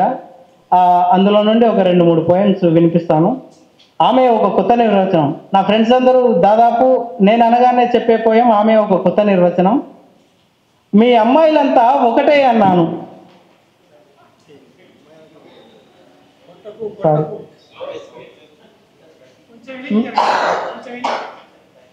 మీ అమ్మాయిలంతా ఒకటే అన్నాను. అందంగా నవ్వే ఆ ముఖంలోంచి 2 కళ్ళు నా వైపు కోపంగా చూశాయి. చివరాఖరికి చెయ్యి వదిలి వెళ్తావేమో భయంగా ఉందన్నాను. బంగారం, నేను మరో సలీంనిరా, మర్చిపోయావా? ఈ సమాధానంతో పరమానందంలో మునిగిపోయా. నన్ను వదిలేవు కదా అని ప్రేమగా నెమిరాను. ప్రాణం పోయినా అది మాత్రం జరగదు. ఈసారి సమాధానంతో పాటు కన్నీళ్లు కూడా రాలాయి. మనసు కుదురు పడక మళ్ళీ అడిగాను, అందరి అమ్మాయిలా నువ్వు కూడా నన్ను వదిలేసి వెళ్తావా అని. అందరితో నన్ను పోల్చకు, అందరిలాంటి అమ్మాయిని కాదని తనను తాను నిర్వచించుకుంది. పిచ్చి ప్రేమలో ఉన్న నేను ప్రేమ అధ్యాయంలో ఆమె ఒక కొత్త నిర్వచనం అనుకున్నాను. ఇప్పుడు కథ అడ్డం తిరిగింది. ఫ్యామిలీ ఎమోషనల్ తుఫానులో నా ప్రేమ గాలి గల్లంతయింది. ప్రేమ పుటలలో అందరి ప్రేమ ఒక నూతన అధ్యాయమే. ఓడిపోయిన వారి దారులు వేరువేరైనప్పటికీ ఫలితం మాత్రం ఒక్కటే, చేదు అనుభవం.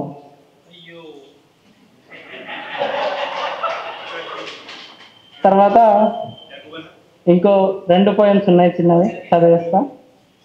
రాత్రి కళ. రాత్రి కళ వచ్చింది, పొద్దున పోయం అయింది. రాత్రి కళ. ఎన్నాళ్ళయిందో నవ్వుకుని, అది కలే అయినా నిన్ను కళ్ళారా చూసుకున్నాను. రాత్రి నువ్వు కలలో పెట్టిన ముద్దుకి ఇప్పటికీ నా ఎదపై నీ పెదాల తడి ఆరనే లేదు. పదే పదే తడుముకుంటున్నా. నీ ముద్దు మహత్యమేంటో అద్దంలో ఈరోజు ఎంతో అందంగా కనిపిస్తున్నా. ఇవాళ లైబ్రరీలో పేజీలు తిరగేస్తుంటే ప్రతి అక్షరం నీ పేరుకులాగే కనబడుతోంది. నీకొకటి చెప్పాలి, రాత్రి కలలో నీ కౌగిలింతలు నన్ను బందీని చేశాయి. అక్కడ నుండి నేను ఇంకా బయటపడలేకపోతున్నా. ఈసారి కలలోనే కాకుండా మళ్ళొక్క కౌగిలిచ్చి నన్ను విముక్తుడిని చేయరాదా?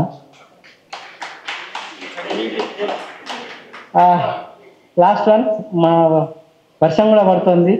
ఇట్లానే నాగిల రమేష్ సార్ రవీంద్ర భారతిలో నల్లగొడిసె వన్నగాడు పుస్తకావిష్కరణ జరుగుతుంటే వర్షం పడుతుంది. అదే రోజు వెనకాల కూర్చొని పోయం రాసుకున్న రఫ్గా. దాన్ని ఇప్పుడు ఆ వర్షాన్ని ప్రేమకు ఒక ఇది చేస్తూ రాసుకున్న పోయం. ఇప్పుడు కూడా వర్షం పడడం బాగుంది. ప్రేమ పాఠం. కవిత శీర్షిక ప్రేమ పాఠం. నువ్వు వచ్చేళ్తావు, అదంతా సాధారణమే నీకు. తడిసి తడిసి ఎంతకు ఎండని మట్టి పెళ్ళనవుతాను నేను.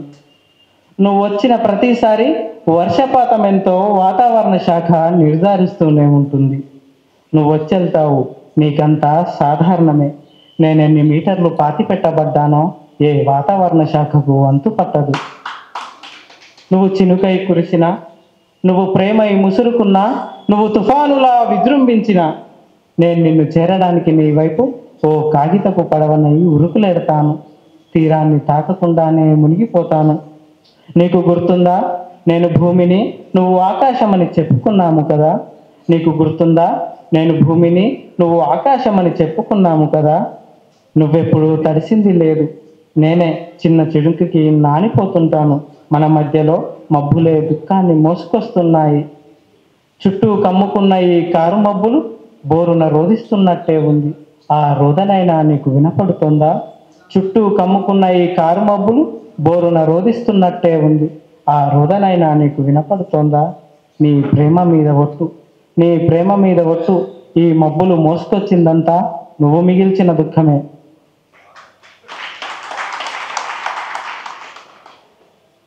లాస్ట్గా ఒక చిన్న స్టాండా చెప్పి ముగించేస్తా. లైబ్రరీలో కొరై గోపరాజుని చదువుకున్నాను. ఆర్ట్స్ కాలేజీ మెట్లెక్కుతుంటే విక్రమార్కుడి సింహాసనాన్ని అధిష్ఠించినట్టే ఉంది. Thank you. Thank you Salim. మేము వర్షపాతాన్ని చూసినాం కానీ ప్రేమపాతాన్ని ఇక్కడే అనుభవించినాం. Thank you. ఇప్పుడు ఇక్కడే ఇదే నిజాం కళాశాలలో ఎంఏ తెలుగు ద్వితీయ సంవత్సరం చదువుతున్నటువంటి దురికి లావణ్య మనకి ఇంతకుముందే పాట ద్వారా అమ్మ పాట ద్వారా పరిచయం అయ్యారు. సంగారెడ్డి జిల్లా సిగ్నాపూర్ గ్రామంలో జన్మించారు. 2022 నుంచి కవిత్వం రాస్తున్నారు. డిగ్రీలో ఉన్నప్పటి నుంచే కవిత్వం రాస్తూ వివిధ పత్రికల్లో కూడా వస్తున్నాయి. ఇప్పుడు తెలుగును చదువుతూ తెలుగు కవిత్వాన్ని రాస్తున్నందుకు శుభాకాంక్షలు తెలియజేసుకుంటూ ఇప్పుడు పరిచయం చేసుకుని కవిత చదవాల్సిందని కోరుకుంటున్నాను.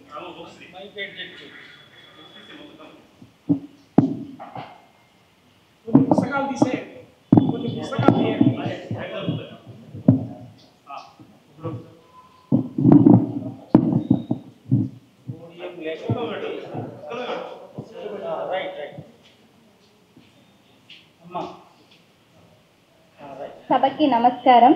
వేదిక ముందున్న పెద్దలందరికీ, నా తోటి విద్యార్థులందరికీ నా యొక్క నమస్కారం. ఈ యొక్క కవి సంగమానికి నన్ను పరిచయం చేసినటువంటి యాకూబ్ సార్ గారికి, అలాగే డాక్టర్ చంద్రయ్య సార్ గారికి నా హృదయపూర్వక నమస్కారాలు. నా పేరు జురికి లావణ్య. మా తల్లి జురికి లక్ష్మి, మా తండ్రి జురికి విఠల్. మా తల్లిదండ్రులు ఇద్దరు వ్యవసాయం చేస్తూ ఉంటారు. నేను ఇక్కడ ఎంఏ సెకండ్ ఇయర్ తెలుగు చదువుతున్నాను. ఈ యొక్క కవిత్వంలోకి రావడానికి మా మేడం అడ్డగూడి ఉమాదేవి మేడం కారణం. కవిత్వం రాయడానికి నేను ఎంతగానో కొన్నిసార్లు నిర్లక్షించిన మా మేడం నన్ను ముందుకు ప్రోత్సహిస్తూ నన్ను ఇక్కడి దాకా తీసుకొచ్చారు.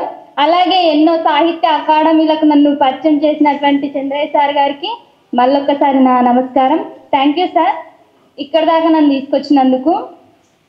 ఇంకొకటి మీతో ముఖ్యంగా పంచుకోవాల్సిన విషయం ఏంటంటే, ప్రతి తల్లిదండ్రులు బిడ్డలు ఎదుగుతుంటే సంతోషిస్తారు.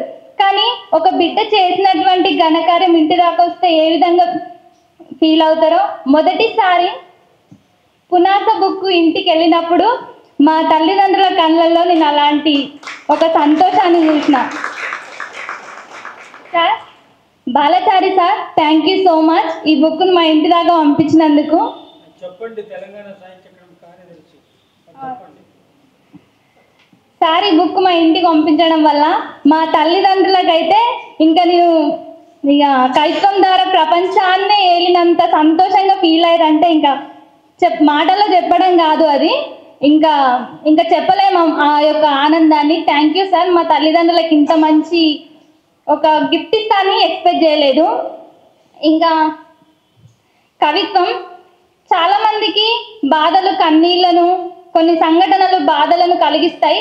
కానీ నాకున్నటువంటి బాధలు, కొన్ని చూసినటువంటి సంఘటనలు నన్నైతే కవిత్వంలోకి రావడానికి సహాయం చేశాయని చెప్తాను.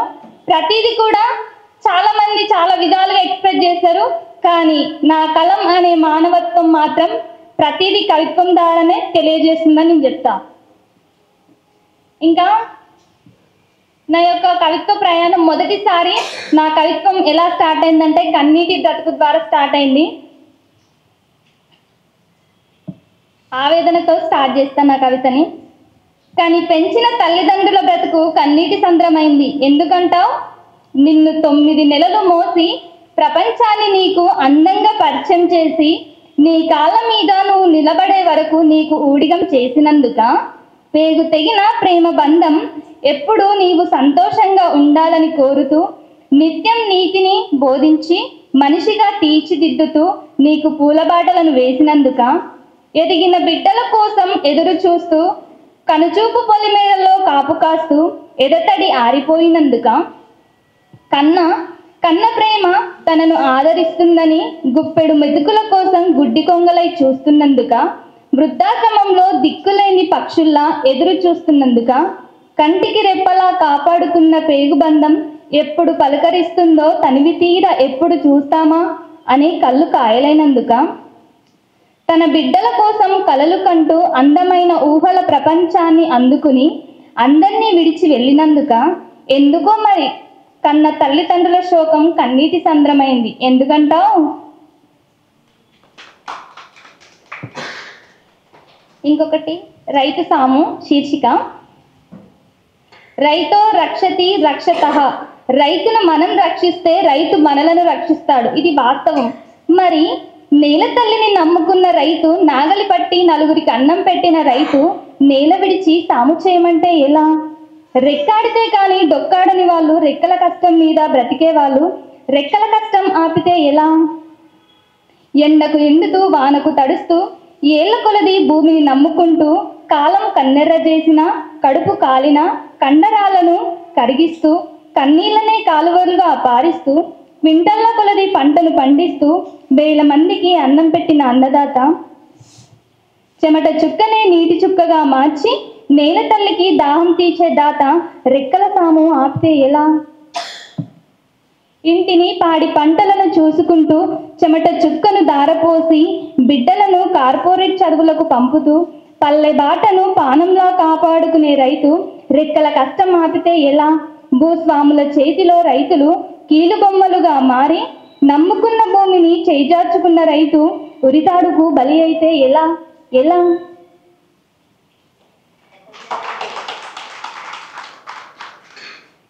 ఇంకొకటి అంతరించిన మానవత్వం. ఈ అంతరించిన మానవత్వం నా తల్లిదండ్రులకు ఎంతో సంతోషాన్ని వంచిందని చెప్తే ఈ కవిత.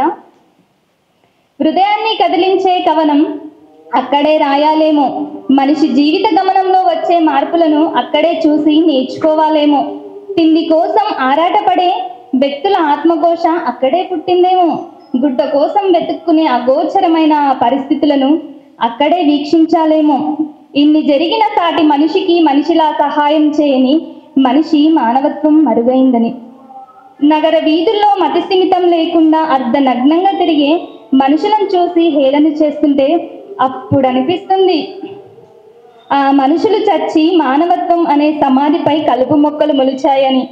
ఎందుకో మరి ఈ ఆవేదన. కోటి కోసం కోటి విద్యలని నేర్చుకున్న నాకు యాచకులకు జరిగిన అవమానం నేర్పిన గుణపాఠమే కావచ్చు నన్ను ఈ మార్పు మనిషిగా మార్చి నగర సమాజానికి ఒక సమిధగా మారాలని, వేల కనువిప్పు కథలను చూపాలని నా కలం అనే మానవత్వం నుండి జాలువారిన అక్షరాల ప్రయత్నమే ఈ కవిత్వం. నాకు కొంచెం టైం ఇస్తే ఇంకా నా మొదటి కవిత. ఈ యొక్క కవిత్వాలు రాయడానికి ముఖ్యంగా సహకరించిన మా మేడం, అలాగే ఈ కవిత్వం ముందుగా పరిచయం చేసినటువంటి కవిత నా జీవితానికి అదే ముందు కవిత అనుకుంటా. ఎందుకంటే కరోనా ఎన్నో పరిస్థితులు నేర్పించింది. అలాంటి ఉద్వేగం నుండి వచ్చినదే నా కవితలు. ఎక్కడెక్కడ చూసినా అక్కడక్కడుందు, ఎందెందు వెతికినా అందందు ఉంటావు, కనికరమే లేదాయే కన్నెర్ర చేస్తువి, ఎందునే పోవాలి ఎక్కడ నీ బ్రతకాలి, నేనెందు పోయినా నన్నెవరు సాకునో, నేనేడ ఉందునో నేనెట్లు సేతునో, నేనెట్ల బ్రతికేను, దినదినము గండాలు క్షణ క్షణము కన్నీళ్ళు, దేశాలు విషమాయే దేవుళ్ళే దిక్కాయే, కాస్తంత కనికరమే లేదాయే కరోనా మహమ్మారి, ఎందునే పోవాలి ఎక్కడని బ్రతకాలి, ఎక్కడికి పోయినా ఎవరిని తాకినా ఎవరు నన్ను ముట్టినా వచ్చనే కరోనా, ఏమిటి హైరానా, నేనేమి సేతును నేనెట్ల బతికేను, మాటలే కరువాయే నోటికే మాస్కాయే, వైద్యుడే దైవమాయే భటుడే బలమాయే, బంధమే బరువాయే బంధువులే దూరమాయే, స్నేహితులే చూడరాయే, వైద్యులే దిక్కాయే 14 లోకాలు పాలించ ముక్కోటి, చూసావ ఈనాటి బ్రతుకుల్ల కన్నీటి, కనికరమే లేదాయే కన్నెర్ర చేస్తవి, ఎందునే పోవాలి ఎక్కడని బ్రతకాలి. Thank you so much. Thank you Lavanya. ఇప్పుడు 2 తరాలని మనం ముందు పెట్టుకొని వాళ్ళ కవితలు విన్నాం, పెద్దవాళ్ళని వాళ్ళ కవిత్వ ప్రయాణాన్ని జర్నీని అంతా మనం విన్నాం. ఈ సభనంతా ఉద్దేశించి మాట్లాడవలసిందిగా doctor Chandu Shivanna, assistant professor, Telugu శాఖ ఇక్కడే, అది ఈ నిర్వహణలో ఒకరు కాబట్టి అన్నని ఈ సభను ఉద్దేశించి మాట్లాడవలసిందే కోరుకుంటున్నాను. పర్లేదు. అందరికీ నమస్కారం. తెలుగు శాఖను ఒక సౌజన్య వేదికగా చేసుకొని కవి సంగమం నిరంతరంగా జరుపుతున్న ఈ కార్యక్రమానికి వచ్చిన అందరికీ స్వాగతం. అందరికీ మరొకసారి నమస్కారాలు. నువ్వు ఒక పచ్చని చెట్టు అయితే పిట్టలు వాటంతట అవే వచ్చి వాళ్తాయి. ఈరోజు కవి సంగమం ఒక పచ్చని చెట్టులాగా మెలిమెలా మెరిసిపోతూ ఉంది. మనం ఇక్కడ వాళ్ళం అందరం కూడా కవితా పిట్టలు. అట్లా ఒక 15 సంవత్సరాల నుంచి తెలుగు కవిత్వానికి, తెలుగు యువ కవిత్వానికి ఒక పచ్చని చెట్టై పరిమళిస్తున్న కవి సంగమానికి, అదేవిధంగా కవి సంగమం నడుపుతున్నటువంటి యాకూబ్ అన్నకు, ముఖ్యంగా వారి సభ్యులకు అందరికీ నమస్కారాలు. నేను 2007-8 ప్రాంతంలో విరసన సభలకు వెళ్ళినప్పుడు ఒక గొంతు నన్ను బాగా ఆకర్షించింది. ఆ గొంతు ఈరోజు ఈ సభలో మళ్ళీ ఒకసారి వినిపించింది. ఆ గొంతు వేణుగోపాల్ గారు. వేణుగోపాల్ గారు కవిత్వం చదువుతుంటే, కవిత్వం చదువుతుంటే నేను ఆ సభలో మా పిల్లల కూర్చొని పొలికించిపోయాను. ఒక కవిత చదివితే ఒక వ్యక్తి ఎట్లా వచ్చి నిలబడతాడా అనే దాన్ని చెప్పుకోవడం కోసం నేను ప్రత్యక్ష ఉదాహరణ. కవిత్వం ఏం చేస్తుంది? కవిత్వం మనిషిని మారుస్తుంది. కవిత్వం సమాజ ఉన్నతికి కారణమవుతున్న కవిత్వంలోకి మనం బుడిబుడి అడుగులు వేయడానికి ఈ చిన్న కార్యక్రమాలే మనకు ఉపయోగపడుతూ ఉంటాయి. ఏముందులే, వర్షం కురుస్తుంది, ఈరోజు ఏం వెళ్దాంలే కవిత్వం వర్క్షాప్కి లేదా ఈ సభకి అని అనుకున్నప్పుడు అది నిజానికి మనం చాలా కోల్పోతాం. ఈరోజు మా పిల్లలు చాలా పెద్ద మొత్తంలో వచ్చారు. చాలా ఆనందంగా ఉంది నాకు. క్లాస్ రూమ్ లేదా తరగతి గదిలో మేము మాట్లాడుతున్న విషయాలు చాలా ఉంటాయి, అవన్నీ ఇక్కడ మాట్లాడుకోలేము. కానీ కవి సంగమం అనేది ఒక వేదిక. 15 సంవత్సరాల నుంచి దాదాపుగా ఎక్కడెక్కడనో పక్షుల్లాగా ఎగురుతున్న కవులందరికీ ఒక వేదికగా మారి, అన్న ఒకసారి చెప్పారు, కవి సంగమంలో 5,000 మంది సభ్యులు ఉన్నారని. అంటే 5,000 మంది కవులు ఉన్నారని అర్థం. 18,000 మంది ఇప్పుడు 18,000కు చేరిందాక 18,000 మంది కవులతో కొనసాగుతున్న కవి సంగమం ఈరోజు ఎంతో నిర్మాణాత్మక పాత్రను పోషిస్తుంది తెలుగు కవిత్వంలో. అట్లా వచ్చిన వాళ్ళే చాలామంది, ఆ వెనుకకు వచ్చిన వాళ్ళు చాలామంది కూడా కవి సంగమంతో ప్రత్యక్షంగానో పరోక్షంగానో ప్రభావితులైన వాళ్ళు వీళ్ళంతా కూడా. నేను కూడా ప్రత్యక్షంగానే కవిత్వం రాశాను. ఆ సందర్భంలో కవి సంగమం నిజాం కళాశాల తెలుగు శాఖతో ఇట్లా సౌజన్య వేదికగా ఏర్పాటు చేసి నడపడం అనేది చాలా ఆనందంగా ఉందన్న. It's honour to Telugu department. చాలా సంతోషంగా ఉంది. ముఖ్యంగా ఒక 2 తరాలను ఒకే వేదిక మీద కూర్చోబెట్టి 2 తరాలకు సంబంధించిన ఆలోచన విధానంలో వైవిధ్యాన్ని తెలుసుకోవడం కోసం ఈ సభ ఆహ్వానంగా నిలిచింది. అంటే 2 తరాలు నడుస్తున్నప్పుడు సమాజంలో 2 తరాలకు సంబంధించిన జీవిత నేపథ్యాలు ఉన్నప్పుడు అవి కవిత్వంలో ఎట్లా ప్రతిఫలించాయి, వాటిలో ఉన్నటువంటి వైవిధ్యం ఎట్లా ఉంది అనేది చూడడం కోసం వాళ్ళు ఎంపిక చేస్తున్న వస్తువులు కానీ, వాళ్ళు ఎంపిక చేస్తున్న కవితా భాష కానీ, కవితా వ్యుత్పత్తులు కానీ అన్నీ మనకు స్పష్టంగా ఈ సభలో కనిపించాయి.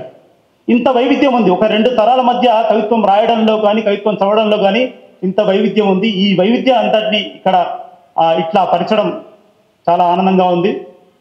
ఈ సభకు మీరందరూ రావడం, ముఖ్యంగా యువ కవులు అందరూ రావడం చాలా సంతోషం.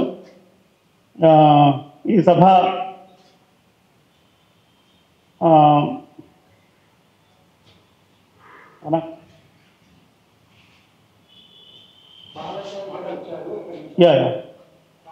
ఇప్పుడు తెలంగాణ సాహిత్య అకాడమీ కార్యదర్శి గారు బాలాచారి గారు వచ్చారు. వారిని ఒక నిమిషం మాట్లాడాల్సిందిగా కోరుతున్నాను. సరే సార్, ప్లీజ్.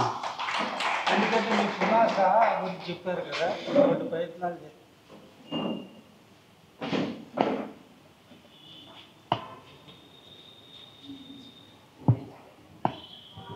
అందరికీ శుభ సాయంత్రం.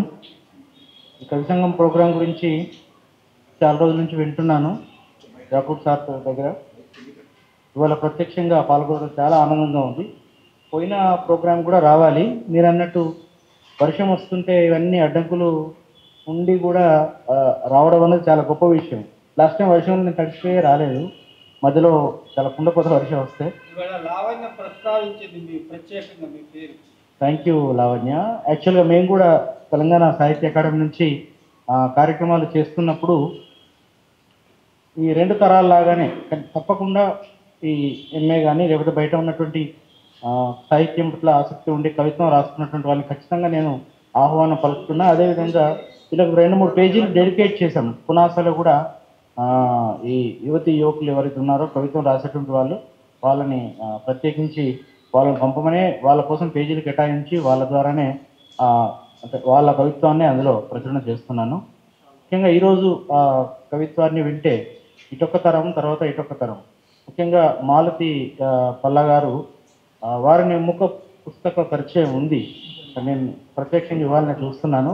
ఆవిడ కూడా చాలాసార్లు అడిగాను, మీరు కవిత్వం బాగా రాస్తున్నారు, ఆ మెసేజ్లో వారికి అడిగాను, అంటే వాళ్ళు ఎవరు పంపలేదు. అట్లా 2 తరాలని పక్క పక్కనే పెట్టి వాళ్ళ యొక్క ఆలోచన విధానంలో ఏముంది, వాళ్ళు ఏ విధంగా ఆలోచిస్తున్నారు అనేటువంటిది చెప్పడం గొప్ప విషయము. తర్వాత ఇంకోటి ఏంటంటే చాలా విస్తృతమైనటువంటి కవిత్వం వస్తుంది. మనం చాలా పుస్తకాలు ఆవిష్కరణలు అవి మా సాహిత్య అకాడమీ ఆధ్వర్యంలో కానీ రవీంద్ర భారతిలో కానీ జరుగుతూ ఉంటాయి. ఇంకా డెప్త్గా వచ్చేది మాత్రం నేను ఇక్కడే చూశాను. అంటే చాలా అంశాలు తీసుకునే అంశాలు కానీ చెప్పే విధానం కానీ ఈ కవిత్వంలో ఎక్కువగా ఉన్నదనేటువంటిది నేను ఇక్కడే గమనించడం జరిగింది. ముందుగా యాకూబ్ అన్నగారికి ఈ కార్యక్రమాన్ని నిర్విఘ్నంగా ఒక వ్యక్తిలా కాకుండా ఒక సంస్థలాగా దీన్ని నడుపుతూ ఉన్నాడు. దీనికి ఎటువంటి వనరులు అనేటువంటి తనకు తానే సమకూర్చుకొని తనే కెమెరా పెట్టుకుని తానే ఆడియో తర్వాత తనే ఇవన్నీ అరేంజ్ చేసుకుని చేయడం అనేటువంటిది గొప్ప విషయం. నిజంగా చెప్పాలంటే వారికి మా సాహిత్య సంస్థ లాంటి ఇటువంటివన్నీ కూడా ప్రోత్సహించాలి. ప్రోత్సహించడం కాకుండా కనీసం వాళ్ళకి ఇవ్వాల్సినట్టు కొన్ని వనరులు ఇవ్వాలి. అది 2-3 సార్లు కూడా మేము మాట్లాడుకున్నాము. త్వరలోనే ఈ వేదికని సుస్థిరపరచాలని ఈ సందర్భంగా వారికి కోరుకుంటూ దీని ఒక ట్రస్ట్ లాగానో మీలాంటి పెద్ద వాళ్ళందరినీ ఇన్వాల్వ్ చేసి ఇది ఒక సుస్థిరమైనటువంటి, అంటే సాహిత్య అకాడమీ ఇటువంటివి ఉంటాయి, బట్ దీన్ని కూడా ఒక ప్లాట్ఫామ్ కింద పర్మనెంట్గా చేయాలనేటువంటి ఆలోచన అనేటువంటిది చేసి మాలాంటి వారి సహకారం, ప్రభుత్వం నుంచి వచ్చేటువంటి సహకారం తీసుకొని ఇంకా ఎక్కువ మంది కవుల్ని ఈ దానిలోకి తీసుకురావాలని ఈ సందర్భంగా వారికి నేను కోరుతున్నాను.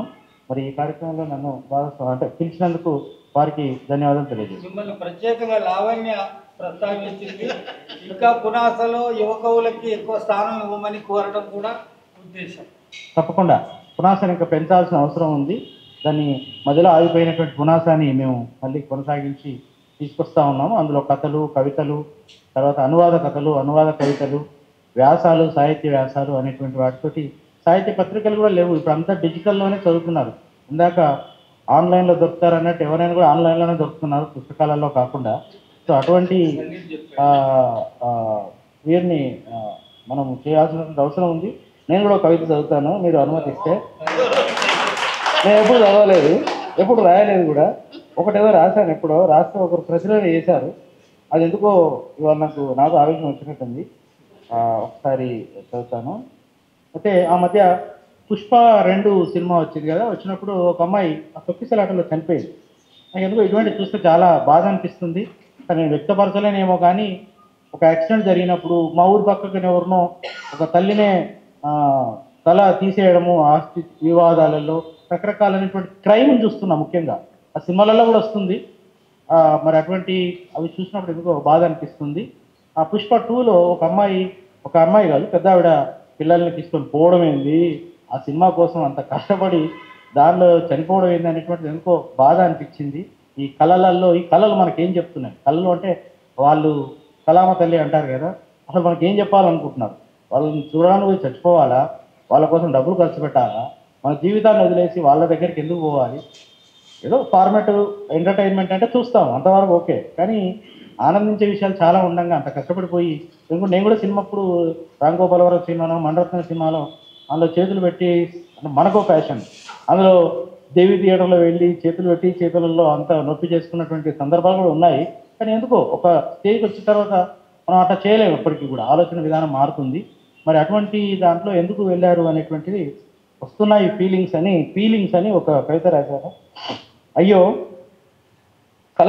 కలలలోకి నా కలలను ఉంపుకున్నానే, భ్రమలోకంలో విహరించి అదృశ్యం అవుతా అనుకోలేదు, వెర్రికి అభిమానం చుట్టుకుంటుంది అనుకోలేదు, రక్తాన్ని నిరంతరం మరిగిస్తున్న ఓ యువ సూర్యుడులారా, ఆవేశపు బురదలో జారిపడితే జీవితం తొక్కిసలాటలో నలిగిపోతుంది.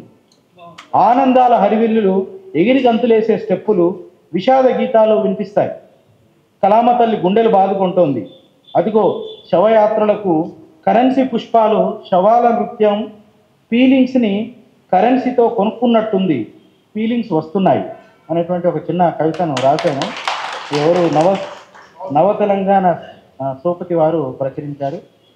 ఇది మొట్టమొదటి కవితను. అది మొట్టమొదటిను పాడడం కూడా నేనేదో నిర్వహణకు సంబంధించి నేను బేసికల్గా అడ్మినిస్ట్రేషన్ వైపు ఎక్కువగా నాది పాత్ర ఉంటుంది కాబట్టి నేను చదువుతాను. అన్ని ప్రక్రియలు కొంత అవగాహన ఉంది. అన్నిటికంటే గొప్ప విషయం ఏంటంటే 1991లో BAలో నాకు ఇందులో modern language, philosophy and English literature seat వచ్చింది. ఎందుకంటే నేను ఊరికి వెళ్ళిపోయినా, ఈ లిస్ట్ అయిపోయింది, అడ్మిషన్ అవ్వలేదు. తర్వాత మళ్ళీ వెళ్ళి న్యూ సైన్స్ కాలేజీలో చదివాను. లేకపోతే నేను ఈ కాలేజీ స్టూడెంట్ని గర్వంగా చెప్పుకునేవాడిని. సో ధన్యవాదాలు సార్. ఇప్పుడు ఈ 2 తరాల కవి సంగమంలో భాగంగా సీనియర్ కవిగా పాల్గొన్నటువంటి హనీఫ్ సారు దీన్నంతా ఉద్దేశించి తన అనుభవం, తన మాటల్ని 2 మాటలుగా చెప్తారని ఆహ్వానిస్తున్నాం.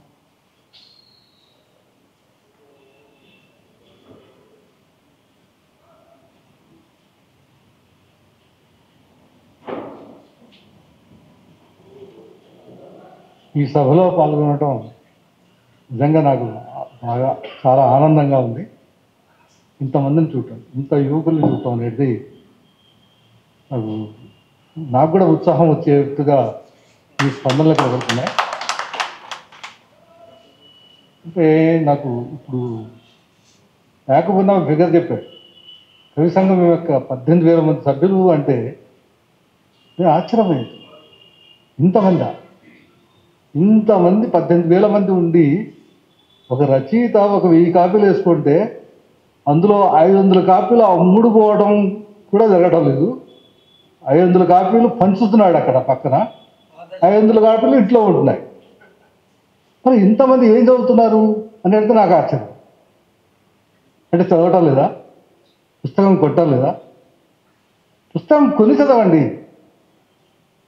మనం డబ్బులు పెట్టి పుస్తకం కొంటే దాని సార్థకత అక్కడే అర్థమవుతుంది మనకు. డబ్బులు పెడితే తప్పనిసరిగా చదువుతాం, దాంట్లో ఏముందనేది చూస్తాం, చూడకుండా కవిత్వం రాయలేము. నాకు ఏదో నిరాశ అనిపించింది కొత్త వాళ్ళు కవిత్వం మొత్తం చదివితే. మామూలు పదాలు, మామూలు రోజువారీ జరుగుతున్నటువంటి ఇన్సిడెంట్స్ రాసుకుంటున్నారు.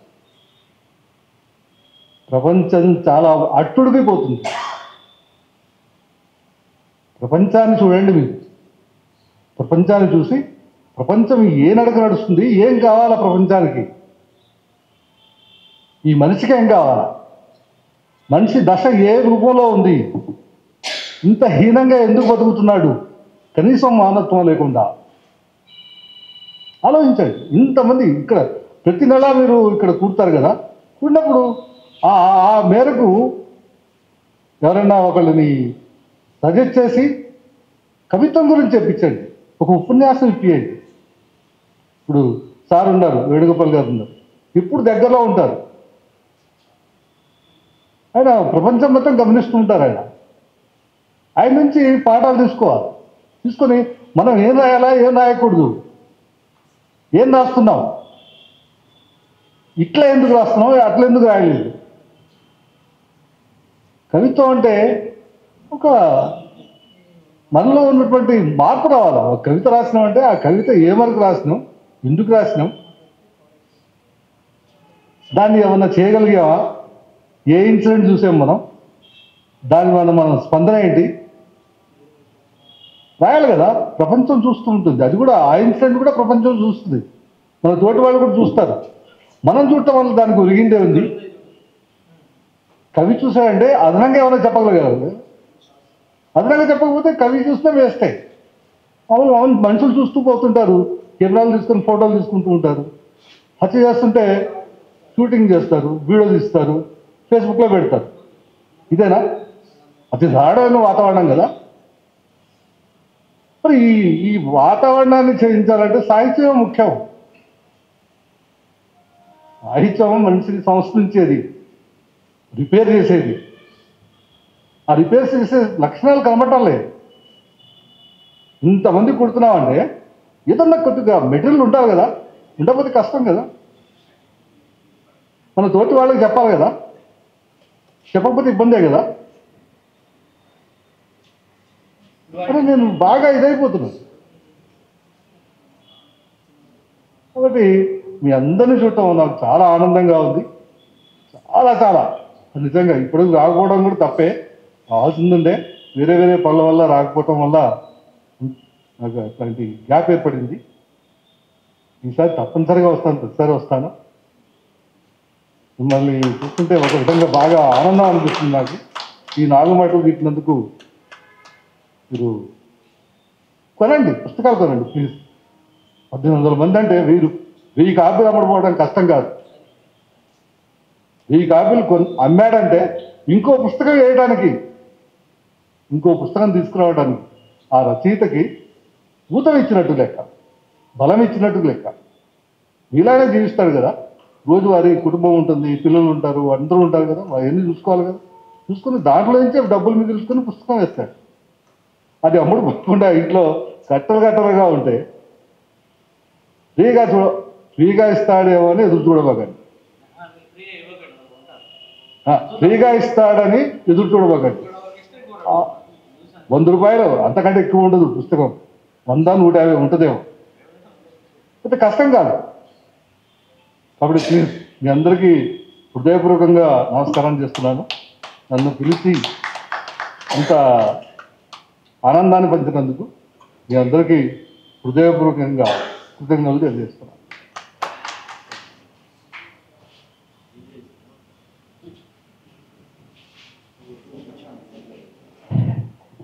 అందరికీ కృతజ్ఞతలు, థ్యాంక్ యూ. ఇవాళ వచ్చి కవిత్వం వినిపించి 4 మాటలు ఈ కొత్త తరంలోకి తీసుకుపోవడానికి ప్రయత్నించినందుకు అందరికీ ధన్యవాదాలు. ప్రయత్నాలు జరుగుతుండాలి, ఇలా కలుస్తుండాలి. కలిసినప్పుడే మనం అవతలి వాళ్ళలోకి, అవతలి వాళ్ళు మనలోకి ప్రవహిస్తారు. కవి సంగమం సోషల్ మీడియా ప్లాట్ఫామ్ మీద ఉన్నది. ఇందాక అనీఫ్ గారు అంటూ 18,000 ఏంటి, ఇంకొక సంవత్సరం పోతే 25,000 కూడా ఇద్ది.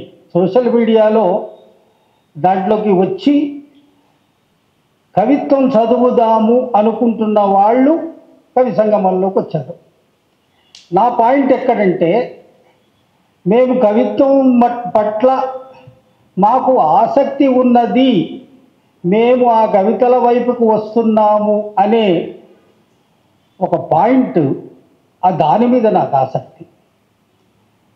మొదటి రోజు స్కూల్లో చేరిన రోజే అంతా నేర్చుకోరు.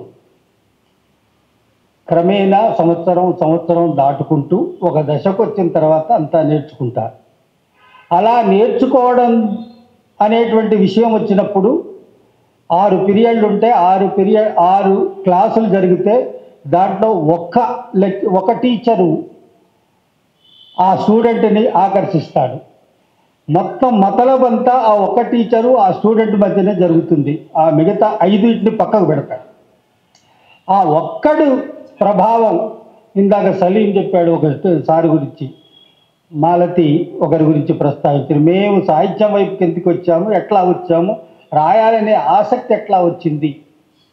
ఇక్కడ నిజాం కాలేజీలో చందు శివన్న ఉన్నాడు, తెలుగు డిపార్ట్మెంట్. ఇంతకుముందు కూడా డిపార్ట్మెంట్లు ఉన్నాయి.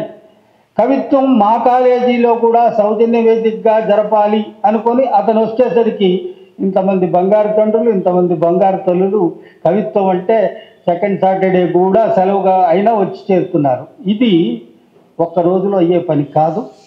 ఇది క్రమంగా జరగాల్సిన పని.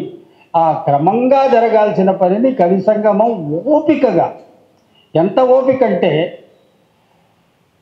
సభకు పెట్టుకునే మైకు దగ్గర నుంచి పోడియము ఎక్కడో వేరే ప్రోగ్రాంకి వెళ్తే టేబుల్ని వేసుకొని దాని మీద పుస్తకాలు పెట్టి దాని మీద మైకు పెట్టుకొని లైటింగ్ని అటు ఇటు జరుపుతూ సరిగ్గా వస్తుందా లేదా చూసుకుంటూ, ఇదంతా రికార్డ్ అయితే యూట్యూబ్లో ఉంటే అందరు చూస్తారు కదా అని అటువంటి జాగ్రత్తలు తీసుకుంటూ, మధ్యలో టీ తాగారా, అందరూ టీ తాగలేదా, ఎవరైనా వింటున్నారా, లేకపోతే ఎక్కడైనా పక్కకు మళ్ళీ ఆన్లైన్లో దొరుకుతున్నారని ఆన్లైన్లోకి పోతున్నారా అని గమనించుకుంటూ, వీళ్ళు కవిత్వం కొద్దిసేపు వింటే బాగుండు, వీళ్ళు కొద్దిసేపు కవిత్వం వైపుకు వస్తే బాగుండు, వీళ్ళు కవిత్వం ద్వారా తమ జీవితాల్లో ఉన్న వాటిని కవిత్వంలో పెడితే బాగుండు, ఆ తర్వాత ప్రపంచము, రాష్ట్రము, దేశము, ప్రపంచము ఆ స్థాయికి వెళ్తారు.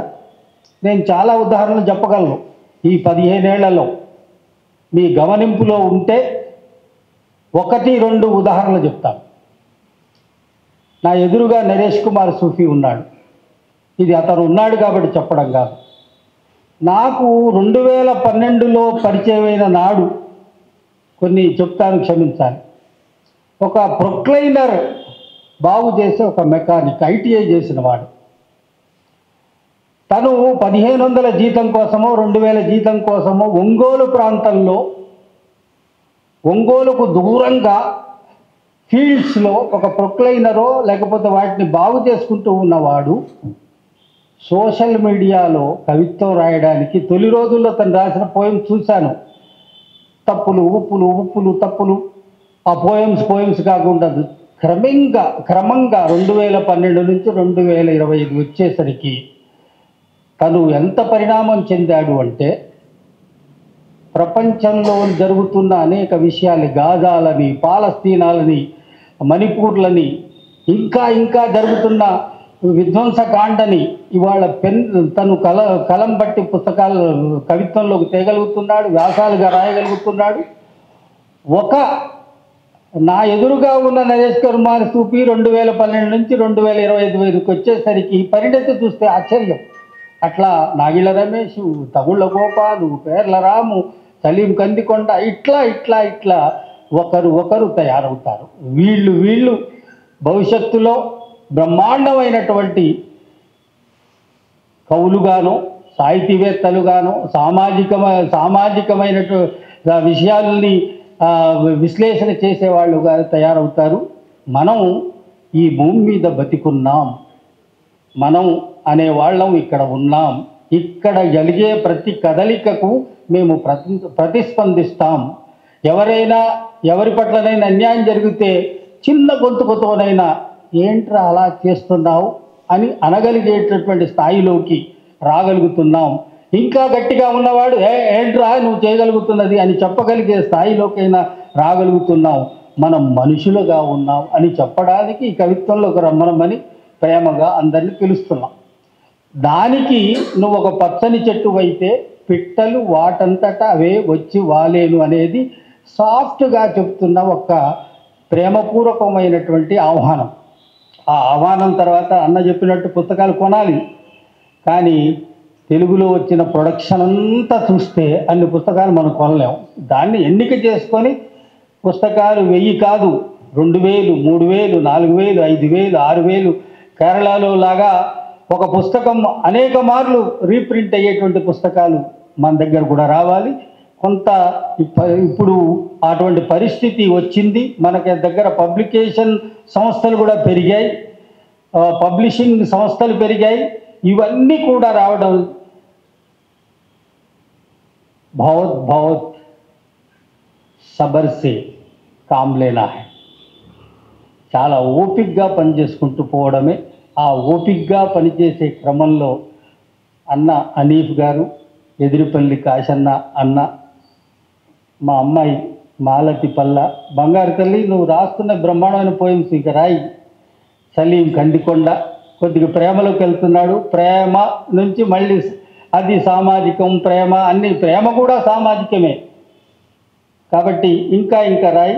లావణ్య బంగారు తల్లి నువ్వు ఎంత నువ్వు పాడుతుంటే, నువ్వు కవిత్వం చదువుతుంటే బంగారం.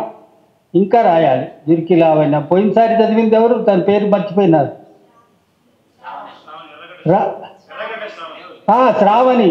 శ్రావణి పోయినసారి చదివింది. నిజాం కాలేజీ నుంచి ప్రతి నెల ఒకరు వస్తున్నారు. నిజాం కాలేజీ ఇంకా ఇటువంటి కవి సంగమాల్లో పాల్గొనాలి. ఇటువంటి ఒకరైతే నిజాం కాలేజీ నుంచి ప్రతి నెల ఉంటారు కదా. అప్పుడప్పుడు నేను చంద్రశివన్న గారు సార్ ఇంకా కాలేజీలకు విస్తరిద్దాం. బయటి వాళ్ళని కూడా ఒకరిని ఒక నెల మీరు, ఒక నెల వేరే సిటీ కాలేజో, ఒక నెల న్యూ సైన్స్ కాలేజో వాళ్ళని కూడా పిలుద్దాం. చిన్నగా తిని హాయిగా ముందుకు తీసుకుపోదాం. సమయం 8:30 అయింది. బ్రహ్మాండమైన టైము. పెద్దగా సవాలు కాలేదు. ఇవాళ వేణుగోపాల్ సారు కవిత చదివాడు. నేను కూడా పులకించిపోయాను. బోల్డంత సంతోషం. మనం కవిత్వం చదువుకుందాం. అందరం బ్రహ్మాండంగా కవిత్వం మాట్లాడుకుందాం. మనం కవిత్వం చదివితే పోయేదేమీ లేదు. మనకి ఇంకా ఒక శక్తి ఇస్తుంది. ఆ శక్తి వస్తుంది. ఆ శక్తిని తీసుకుంటూ, శక్తిని ఇస్తూ మనమంతా ఒకటే. మనమందరం కలిసి ఉందాం. మనమందరం మంచి సమాజం కోసం ఎంతో కొంత పనిచేసుకుంటూ ముందుకు పోదాం. మన ఇంట్లో కొద్దిగా అన్నం ఉంటే ఆ టైంకి వచ్చిన వాళ్ళకి కొద్దిగా అన్నం పంచి పెడదాం. మన దగ్గర రూపాయి ఉంటే అవసరమైన వాళ్ళకి 5 పైసలైనా ఇవ్వగలుగుదాం. మనమంతా కలిసిమెలిసి ఉందాం అనే భావనని ఈ కవిత్వము అనే అలాయి ద్వారా ఇంకా ఇంకా ఇంకా ప్రతిష్ఠింపజేయాలని, అటువంటి దశలో మీరందరూ ఉండాలని కోరుకుంటూ జయ హో కవిత్వం, జయ హో కవిత్వం. ఇప్పుడు చందు శివన్న గారు మన 5గురికి చంద్రుడికో నీళ్ళు పోగలాగా, చంద్రుడికో అనొద్దేమో, ఒక టవల్తో వారిని గౌరవిస్తారు. చందు శివన్న గారిని వేదికకి రమ్మంటున్నా. పేర్ల రాము అనీఫ్ గారికి Chandu Shivanna assistant professor Telugu department. Chandu Shivanna గారు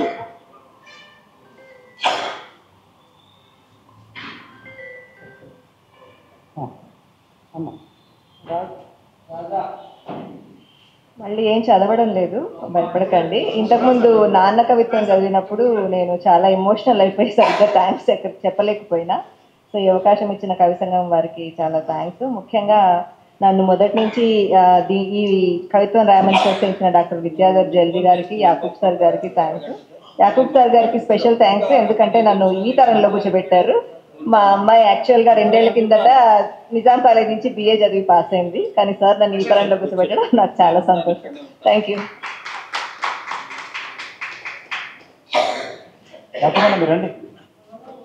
ఫోటోలు తీయండి.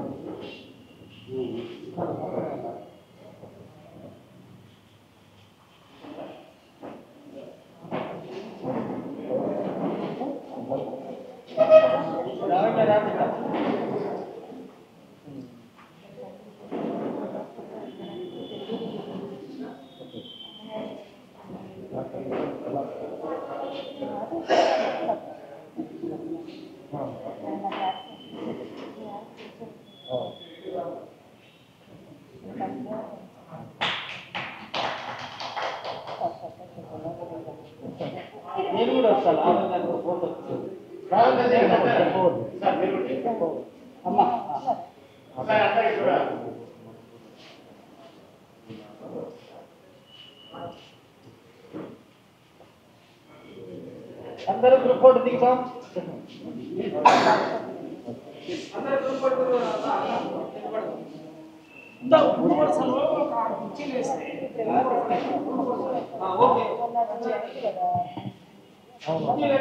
క్షమించాలి, ఇప్పటిదాకా మా విలేజ్ నేను చెప్పలేదు. నేను సంగారెడ్డి జిల్లా సిరిగాపూర్ అనే గ్రామం నుండి, ఒక మారుమూల గ్రామం నుండి ఇక్కడ దాకా వచ్చాను. నన్ను వేదికకు పరిచయం చేసినందుకు మళ్ళీ ఒకసారి sir thank you so much sir.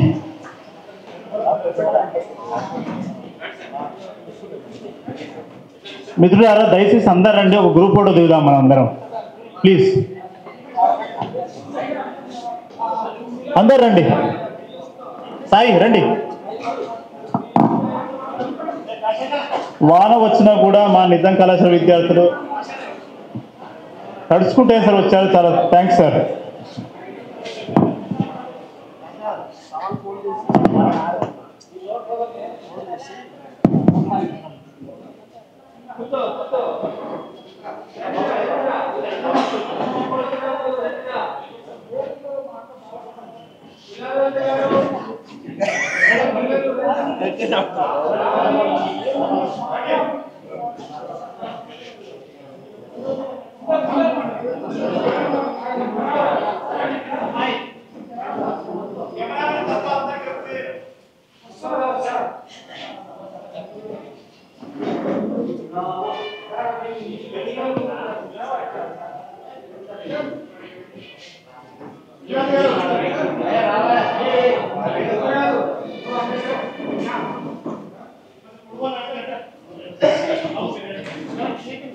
తీయడం లేదు సార్. దూరం అంటే మనుషుల మీద వెళ్తూలో ఉండాలి మీరు కబుర్లు.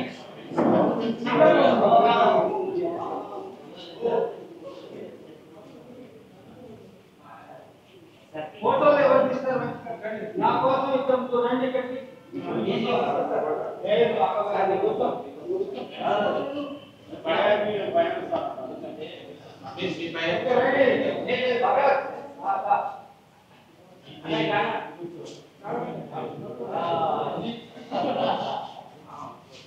అన్నా మంచి ఫోటో అన్నా, ఎవరో ఫోటో అన్నట్టు. జై హో కవిత్వము, జై హో కవిత్వము, జై హో కవి సంగమం, అన్నా జై హో యాకూబ్ అన్నా, జై హో కవులు అన్నా. నీకు ఎవరయ్యా?